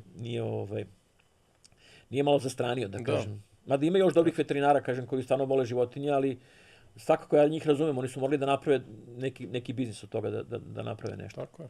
Tako da to kažem, mogu njega da preporučim, mogu da preporučim neke ljude koji su, na primjer, neke profesore s pravnog fakulteta koji stvarno ljubitelji životinja, koji se bave time. Znači imam dosta ljudi, mislim mi imamo dosta ljudi s kojima sarađujemo, tako da poduži je spisak ljudi koji mogu da preporučim. Ako vam fali ljudi za podcaste, imam i sigurno gomilu. Ne, kažem, to smo uveli onako da gost nominuje ko će sljedeći da bude gost. Pa znam, ali meni je malo nepravedno da preporučim jednu osobu, a znam da su svi ti ljudi... preporučio si 3 onda. No. A su svi ti ljudi su stvarno ljubitelji životinja veliki. Znači, i stvarno mi je žao sad da ja nekog izdvajam, a da kažem da se neko drugi ne pojavi. Tako da mogu da vam napravim ne 3, nego mogu napravim spisak od 30 osoba koje ćete imati sve sagovornike dobre koji mogu da vam kažu nešto lepo. Može, hvala ti puno svako. Da ne izdvajamo nikoga onda sad. Može, dogovorno. Sad za kraj imam samo jednu malu igricu, onako koju imam sa svim gostima. Ajde. Ja kažem 2 pojma, ti izabereš jedan. Aha, ajde. Kuca ili maca? Ne mogu da se odlučim. Ne mogu da se odlučim zato što podjednako su, meni su sve životinje podjednako drage. I stvarno tu kad mi neko to postavi pitanje da li više volim pse ili mačke, ja ne mogu se odlučiti. Nemam favorite. Živim sa puno mačaka, inače, sa mačkama sam ceo život. I poznajem ih jako dobro i njihovo ponašanje i sve ostalo, međutim, psi su mi podjednako dragi. Znači, ne samo psi, znači, meni su podjednako da... Meni je nevjerovatno kad neko sedne preko puta, mene pričamo nešto, ide mrav, on ga gnječi. Mislim, ja poludim. Ja kao, zašto gnječeš mrava? Šta ti smeta nešto? Je li te ugrozio? Kapiram da te ugrozio, kapiram da te napada, znači komarac ti pije krv pa ćeš da ga ubiš da se odbraniš. To je u redu, to mi je nekako jasno. Ali šta ti on smeta? Mislim, ništa ti nije uradio. Šta ti smeta bilo koji insekt koji prolazi pored tebe? Šta ti smeta bilo koja životinja koja prolazi? Zato kaže, ne mogu da dam odgovor na to pitanje, stvarno mi je žao. Zec ili kornjača? Pa opet i to je teško pitanje. Ako je u pitanju vic, onda možda bude šala, mislim, pa da bude fora, ali kažem, držao sam i zečeve, to jest i kuniće i zečeve, stvarno i zečeve i kuniće, držao sam i kornjače. I svaka životinja je na svoj način specifična, interesantna. Ono što je meni najfascinantnije, to je posmatran životinje. Evo sad radimo nešto s labudovima, tamo imamo na 3 mesta u Beogradu labudove za posmatranje, znači predivne životinje, znači kažem vredi i posmatrati, tako da i toga možda se nauči mnogo, pa kažem samo posmatrajte životinje, bit će vam sve dragi. Tako da žao mi što nisam dao bolji odgovor, ali to je, ne mogu bolje. Akvarijum ili terarijum? Bavio sam se akvaristikom, mrestio sam ribu, inače znam dosta o akvaristici, znači čak sam radio neke ribe koje su jako teške, tipa kao što diskusi i tako dalje, koje su jako teške za održavanje, znači za mrest. To sam radio s nekim drugarom dok sam bio mlad, pa kad je počeo da padaju tapete po zidovima, znači onda sam rekao ne vredi više, ovo je velika vlaga u kući i ostalo i tako dalje. Tako da, ajde da kažemo, više znam o akvaristici nego o teraristici, ali mi je podjednako, mislim, drago, znači jedno i drugo. Ali generalno nisam za to varijantu za držanje životinja u zatvorenom. Eto, to je, ako mogu, ja ne bi izabrao ni jedno. Ne bi držao ni ribice u akvarijuma, niti bi držao bilo šta od drugih životinja u terarijumu. Znači, pogotovo, kažem, jedno vreme sam držao zmije i kajem se zbog toga što sam ih držao. Znači, nisam više neko ko bi držao bilo koju životinju zatvorenu. Ako ona to ne želi sama da bude pored mene. Jasno. Vučijak ili Maltezer? Pa opet, kažem, ni tu ne mogu da se odlučim. Opet su mi isti su mi psi. Buddy koji inače naš logo, sad ne znam da nemam logo naš, ali ko bude našao naš logo? Lagota ili? Ne. Buddy je nemački kratkodaki ptičar. Spasen pas iz, da kažem, jako loše situacije, bio jako loše, a to ako mogu o njemu da ispričam nešto kratko. Slobodno. Buddy je spasen pre nego što je nastao Animal Rescue Srbija. Ja sam Budija našao u jako lošem stanju. Buddy više nije živio, naravno uspavan je prošle godine u septembru mesecu. Više nije mogao da izdrži, više nije mogao da ustane na noge, znači više kraja došao. A Budija sam pronašao, imao negde godinu dana otprilike života, nije to da priđe uopšte. Mesec dana sam pokušao da ga namamim da priđe. Dobio sam ga na lopticu. Kad sam bacio prvi put lopticu, onda je donao lopticu, jednostavno i tad sam ga prvi put dotakao. Jako istrumiran pas koji jednostavno bio je toliko uplašen, ako krenem nogom da mu šutnem lopticu, on legne dole, sklupča se onako onaj fetusni položaj, trese se i čeka batine, neko ga je šutirao. Ako zamahne štapom, on legne dole i čeka batine da ga neko bije štapom. Znači, toliko je bio istrumiran pas. Ja sam mislio da ga nekom poklonim, jer pas je obaveza velika i oduzima neko vreme, a ja sam bio jako zauzet u tom periodu.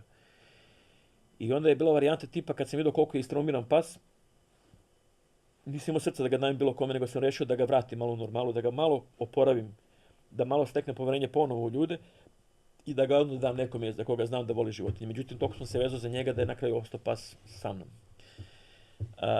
Buddy je, kad smo pravili Animal Rescue Srbija, njegova šapa na našem logu, ja sam Buddy uhvatio za šapu, to smo fotografisali, jedna moja prijateljica je to napravila u dizajn i kad je to sredila i kad je napravila, od toga smo napravili taj logo. Buddy je nesvesno postao naš spasilac, naš terapeutski pas. Buddy se pokazao kao jako dobro prema deci. Buddy smo vodili po školama za taj mjavao ekspert. Buddy je i mačku Adu. Mačka Ada je još uvijek živa. Ona je fantastična mačka, znači mačku koju, znači od 100 mačaka koje sam imao u životu, ja nisam imao tako pametnu mačku. Zato ona jeste izdvojena, drugačije se ponaša, ide sa mnom kolima, ide po školama, znači jednostavno ponaša se svuda kao da je se njena. Znači jednostavno, zašto ima poverenje u mene, iako je ženka u pitanju. Ženke baš ne vole mnogo da šetuju više mužeci. I sad se vratim na Budija. Ja sam se zanatio Budija da vratim u normalu.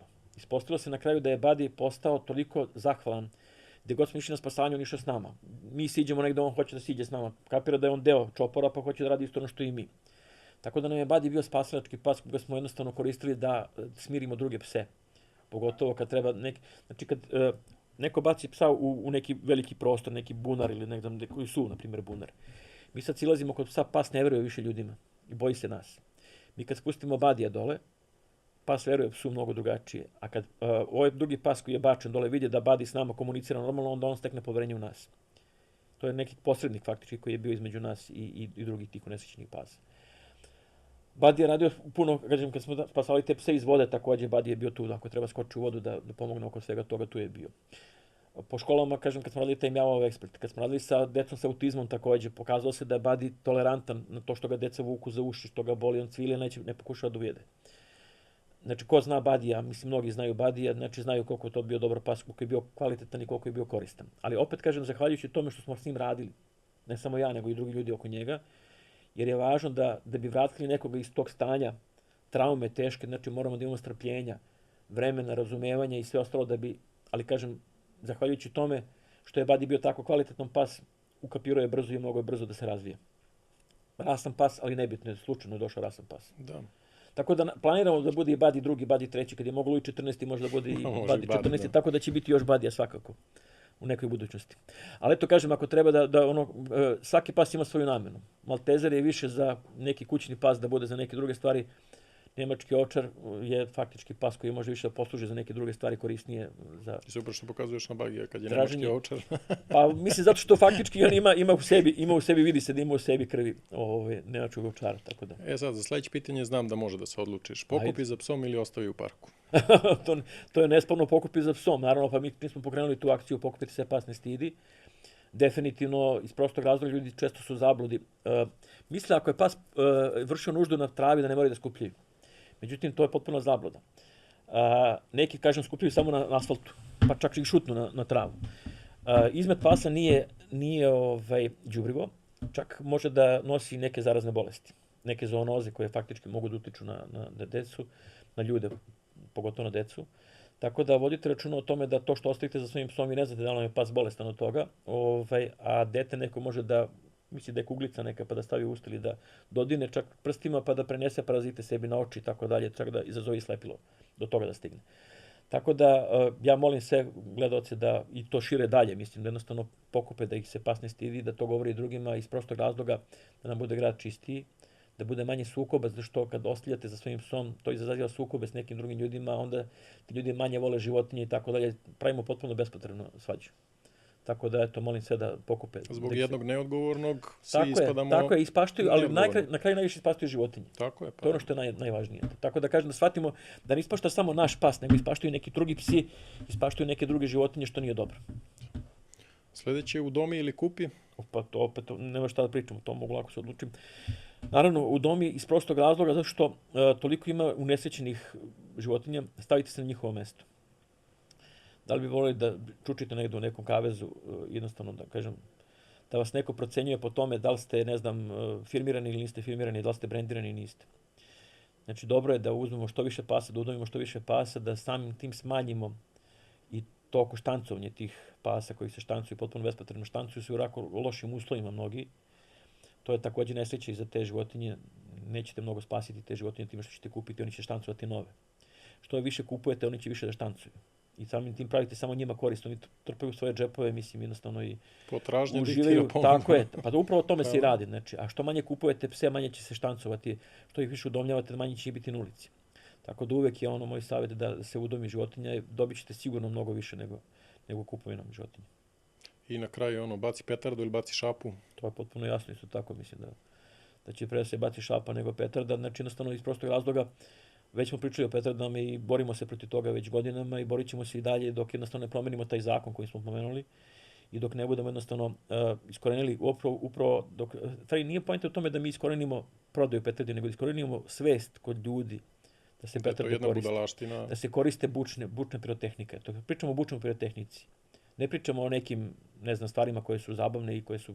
Pričali smo već o tome da se ne ponavljam, nego samo da ne primimo buku. Eto, to je pojenta cijele priče. To je to, Aco, hvala ti puno na gostovanju. Hvala tebi na ovom podcastu. Da si uživao i nadam se da ćemo se vidjeti svakako još neki put. To sigurno, uživao sam stvarno i uživao sam pogotovo u bagiranom društvu. Bagirano spavaš ovdje, ne zabušavaš na poslu. Svakako je mnogo lepše kad ima životinja negdje, kad je životinja negdje u nekom prostoru, znači sasvim drugačija atmosfera, drugačiji osjećaj. Ovdje smo i napravili takav koncept da svako od gostiju može da dovede svog ljubimca, a Bagira je tu uvek kao domaćin njuškasta i... Ja sam pretpostavio, bila je ideja čak da dovedem Adu, tu mačku, međutim, pitanje je kako bi reagovali njih dvoje. Ada bi vrlo brzo ukapirala da ako Bagira nije opasan, ona bi se smirila vrlo brzo tu. Navikla bi se čak bi šetala okolo da vidi šta se dešava, međutim, svaki put kad on ustane, ona bi malo opet bila oprezna da vidi šta se dešava. Da je Badi živ, da sam ga doveo ovdje, da bi bio veselje opšte narodu. Jer on je bio super za druženje sa svim životinjama, znači združio se sa psima, sa konjima, sa mačkama. On je čak branio te mačke tamo s kojima je živo zajedno, znači bio je njihov zaštitnik, tako da od kad njega nema, mačke su sad mnogo opreznije. Tako da kažem svakako ovo pohvalan primjer, na kraju kraja Bagira je pohvalan primjer to što nije rasan pas nego što je mešanac, a što je ovdje, to je već dokaz dovoljno toga kakav je vaš stav. Znači tako da vam verujem, jer kažem, on pokazuje u stvari šta ste vi. Ja mogu i svašta i da pričam, što ti kažeš i da se pretvaram, ali... Tako je, ali on ne ume da se folira. To. Tako da kažem, i video sam na njegovom ponašanju, znači kako se ponaša, kako je uplašen, tako da pretpostavljam da je takav došao uplašen kad ste ga našli, kad ste ga spasili. I volio bi malo više da čujemo priču o njemu, pošto je on priča za sebe. Tako da ne bi bilo loše, ako nisi do sada to snimio, te neki podcast o njemu, ja ne bi bilo loše da, na kraju, ko je njega našao u stvari? Čale moj. Čale ga našao. Da. A koliko si se ti brzo uključio u njemu? Ajde, možda se nastavimo, nema veze šta... A evo ja tebe sada pitam, idemo... da mi ispričaš malo priču o njemu, mene to sad interesuje. Ja tu priču teo da čuvam za nešto, kad me neko pozove na neku konferenciju, nešto kako bi otvorio konferenciju uopšte. Ti pričam ovako... Niko tebi neće braniti da ti to ponovo ispričaš. Ne, šalim se. Ja sam pričao o Badiju, pričao na više mesta. Ja kažem, toliko je bilo pasa, mi smo iz Kumudrža 2 gore. Aha. I moji su imali Maltezera. Dobro. Jedno i drugo uginulo, jedno ove godine, drugo prošle. Toliko je pasa bilo tu, mi smo ih sve žive hranili i ostalo. Jedini on bio tu, to ti je upornost ona, kad hoćeš nešto. Da. Znači, Ćale izveo Maltezera napolju i kaže jedan, pa mota mi se nešto između nogu. Aha. I on. Znači, on je bio bukvalno ovoliki. Bio je mali. On je imao 2 meseca možda. Aha. I kaže, on se mota i drži, znači, bukvalno upornost. I on ga je uzeo ovako, prva slika, on se slikao ovako i poslao svima nama u grupu. Aha. To je ono porodična grupa. Porodično, da. I on kaže, šta sad da mu radim, odneo ga kući, slika ga ono upaljač ovoliki i on malo veći od njega. Da. Kao, pa ništa, ja odneću kod veterinara, pa veterinar će da ga udomi. I on je stvarno, što ti kažeš, mali peric, kako je zamišljao, kako će da udomi psa. Ja kažem, pa zamislimo svi, znači svi donose kod veterinara. Pa to i mi kažemo, nama svi donose, mislite i mi možemo imati toga kapaciteta, znači nemoguće. Otišao je tamo, veterinar rekao, vidi, što je do mene, ja mogu da ga vakcinišem, da mu dam koktel, to ne znam gde je bio, šta je bio i vodiš ga. Evo ti priča jedna glupost. Ćaletu se na Citroenu bilo zaglavilo nešto, ikonica jedna u nekoj pregradi ovako. Aha. Znači, zaglavio se kad je kupio. I unutra je ostala ta ikona drvena Svetog Luke. Godinama to je stajalo, nije mogao da odglavi to. Aha. Znači, vodio kod veterinara Bagija, sad pričamo i će reći lud, ne. Znači, vraća ga i stavlja ga tu i on je lego na taj đavo. Da. Dolazi kući i kako je sklanjao, podigne ovako pa potvori se na... Kaže, ja ne mogu da ti... Kao, evo, ja ti pričam priču šta se desilo, pa ti skapiraj kako god hoćeš. Ništa, došao kući, ovo je normalno zaspo. Kako je nama poslao sliku ovako, ja sa ženom u kolima. Pi gleda sliku, gleda. Sam bukvalno dovoljno pogled, već smo se dovoljno iznali. I ja šaljem, rekao, mi ga uzijemo. Aha, kaže, kao vodi računa velike šape. Kao, bit će veliki. Meni uvek bila želja da imam velikog psa. I uvek smo, kažem, lutalice, napuštene pse. Smo uvodili čak i u kuću zimi, smo imali tu crnu, uvedeš je, ona prespava par sati. Bukvalno par puta je bilo, jer ugašeno svetlo, ona je bila crna, šutnem je, zaboravim da je tu. Da, ne vidiš, da je tu, da. I on je došao ko kec, mi smo ga uzeli i evo ti ga sada vidiš kakav je izrasto. Sjeronja tebe ugovaram. To ti je priča o Bagiri i kažem ta priča o upornosti. Znači, hteo je nešto, zacrto je. Ali to pokazuje karakteristiku psa, zato što mnogi ljudi ne znaju, na primjer, kad biraju psa u tom leglu. Postoje te neke 3 vrste pasa. Postoje oni koji su dominantni psi, koji se najčešće koriste za te search and rescue, znači pse koji su baš da kažem onako, ne kažem agresivni, ali su mnogo energičniji su, da kažem, da nešto urade, ali oni su agresivni u tom čoporu, u tom leglu. I oni nameštaju svoju volju, znači dominiraju. Postoje onaj najveći grupacija tih pasa koji su uravnoteženi, koji su onako u sredini, i postoje oni koji su povučeni potpuno. Mi to ne znamo, znači to je njihov karakter, to oni nose sa sobom, to je genetski to što nose. I faktički, ako neko hoće psa, na primjer kad bira psa, moj savjet je da biraju ili ove uravnotežene ili da biraju ove povučene pse. Jer ove pse koji su dominantni, znači oni su najbolji za neke, da kažem, radne pse, za neke službene pse. Sa tim psima ima mnogo više se radi. Znači ako niste dovoljno vešti, imat ćete mnogo više problema. Ako uzmete uravnoteženog psa, on hoće se s njima se druži. On se s njima super. Onaj koji je povučen, on se stalno sklanja nešto sa strane. Tako da ti možeš na osnovu toga da proceniš kakav je njegov karakter i da proceniš šta je on to bio u leglu tada kad je bio. Moguće je vrlo da je on bio uporan samo faktički po karakteru i da je jednostavno prepoznao ljude kao, da kažem, spas, kao izvor, da kažem, rešenja nekog, ali da je imao možda i neke traume do tada, da ga neko možda maltretirao, napadao i tako dalje, pa on i tu negde možda navukao neke strahove. On je jako oprezan, vidi se po njemu da je oprezan i da se ponaša oprezno, znači kako reaguje na ove ljude, kako reaguje na sve što se dešava oko njega, znači to su sve neke normalne reakcije. Tako da je to njegov karakter. Kakav će on biti u društvu, kako će se ponašati, to sad opet od tebe zavisi. Tako da, ali očigledno da je izbalansirano u nekom smislu tipa da se, čim on prima puno ljudi da dođu ovde, znači dolaze stalno neki novi ljudi, znači nije neko ko je ili da beži, da se sklanja ili neko ko je napada, ko je agresivan, ko baš brani onako izrazito. Tako da, ne znam, negde tu ga vidim kao uravnoteženog psa. Što opet pokazuje i u kakvoj porodici živi. To definitivno. Mi se zezam uvek u ovakvim uslovima, Luj 14. nije živeo i u većini ljudi koji imaju i koji im povlađuju, ali šalim se, svuda ga vodimo i bukvalno je od malene sa nama i nekako ako već živiš kod nas tu, mislim, moraš ga i dresirati, odnosno vaspitati da bude deo našeg čopora. Tako je. Pa on se doživljava deom čopora. On ponaša se tako kao da je deo čopora i on to kapira. Sve ovo što se dešava ovde, on ne znaš zašto se ovo sve dešava, ali on je našao ovde neki obrazac ponašanja koji se dešava stalno ovde i na osnovu tog obrazca ponašanja on se prilagođava tome. On je kapirao, dolazi neki nepoznati ljudi, vide se s njima prvi put, oni odu, dođe neki drugi, oni odu i tako dalje, a on je tu negde, muva se stalno, vi ste tu isto stalno, svi koji ste iz porodice. Mi smo objasnili da mora da krene da doprinosi granulama. Pa dobro, vidit ćemo nešto će da uradi, ima fore, koliko ima vremena? Sad će 7. godina. Pa dobro, to je već ozbiljne godine. Da. 6. je sad u januaru, pošto smo ga mi u martu našli, 2019. Sad mu ide 7. godina. To je jedino što proleti brzo. Ali dobro. Sjeronja. Zato smo i napravili njuškas i zato i pravimo pet show, između ostalog da ih se sećamo. Je li on bio možda motiv? Šta je bio motiv da pravite? Pa definitivno da. On i ta ljubav prema životinjama, to je bilo šta možemo da uradimo sa naše strane. Sa našim znanjem koje imate, da. I onda, pošto svi, i ja, i sestra, i Burazer, i Ćalik, evo svi imaju životinjice, eto, i akvaristika, Ćale se bavio akvaristikom. Aha. Jednostavno, to je bio način, eto, mali doprinos šta možemo da uradimo. Jasno. Tako da, eto, to ti je jedan od... Super. I između ostalog, pošto nas Maza i Tonin, pošto su nas napustili, ovo je način da napravimo nešto da žive malo duže posle. Ono što ja kažem, koliko sam ja spasio Badija, toliko je Badi spasio mene. To ljudi mnogi znaju koji imaju životinje, koji imaju pse, oni znaju koliko ih psi spasavaju. Jer je Badi me natrao da izađem da prošetam. Znači ja često zapustim sebe, a on kad doći u šetnju, ja ne mogu sad zbog njega da neću. Aj sačekaj, da. Da, nema sad kao idemo u šetnju. Tako da to meni puno puta koristi, zato što ja faktički kad krenem u šetnju, tako je, Šeronja, pričamo o tebi. Samo ajde sklonimo mikrofon da možemo da pričamo. Ali tako, hoćeš da kažeš nešto? Hoćeš da me lizneš, šta je?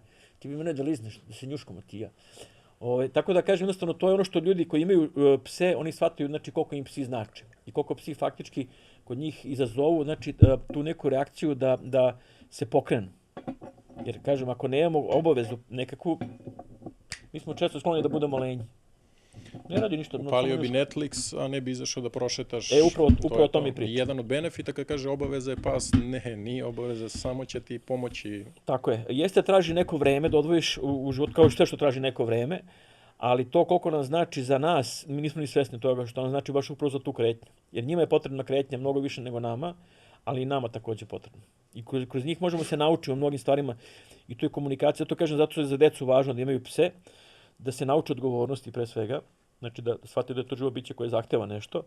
Drugo, da nauče da moraju da imaju tu neku toleranciju i komunikaciju kao što su psi tolerantni. Psi su inače generalno jako tolerantni, u suštini, inače bi se stalno tukli, mislim, bilo bi to stalno tuče.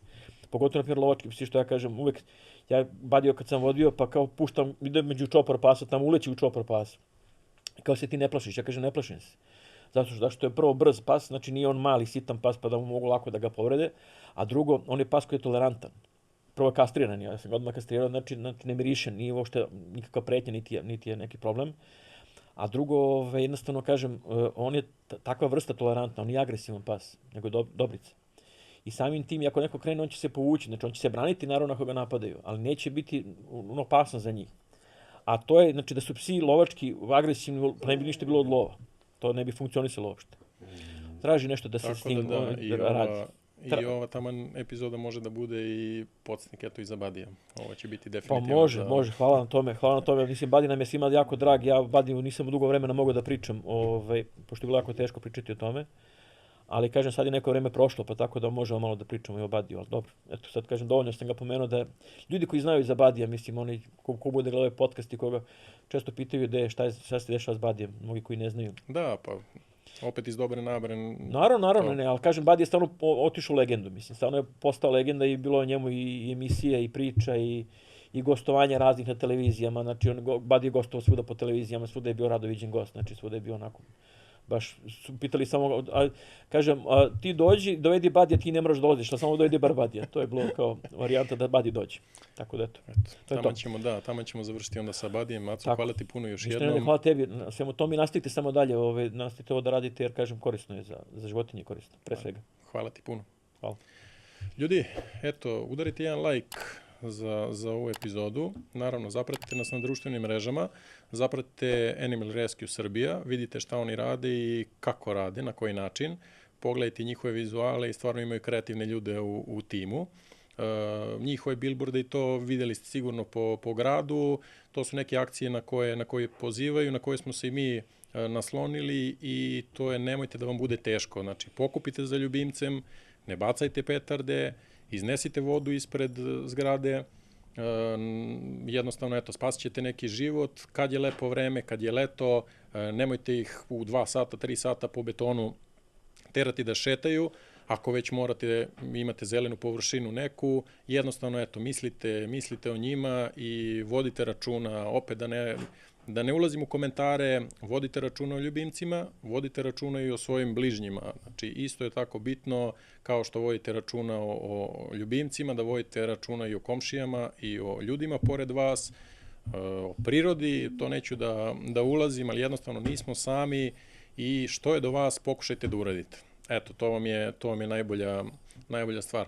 Treća od ovih stvari, izađite na petshow.rs, vidite šta radimo, registrujte svog ljubimca, spremamo nešto novo i nešto što će vam biti od koristi, tako da budite tu, par klikova i registrujete se, možete da aktivirate i podsjetnik za vakcinu, to je ono što je opet bitno, da vakcinišete ljubimce protiv besnila i protiv zaraznih bolesti. Napravili smo jednu malu stvarčicu da kad registrujete ljubimca, mesec dana pred istek vakcine vam stiže podsjetnik u mail, svi smo zauzeti, ali eto, to je bio način da u tom moru stvari koje nas dnevno, mesečno, koje nam uzimaju vreme, da jednostavno dobijete podsjetnik u e-mail i kažeš, za mesec dana ti ističe vakcina, rezerviš, idi kod veterinara, sredi to, ukoliko ne uradiš, za 15 dana ti stiže ponovo podsjetnik i jedan dan pred istek ti stigne poslednji i ako za 3 podsjetnika ne možeš da uradiš nešto i da odeš kod veterinara, onda zapitaj se da li ti treba ljubimac i da li si uopšte pravi vlasnik za tog ljubimca. Tako da, eto, budite dobri prema njima, mnogo nam ljubavi daju i to je nešto malo što možemo da uradimo za njih. Hvala puno Joker Studio Audiomatu na tehnici i na ovom studiju gde snimamo, bez njih normalno ništa.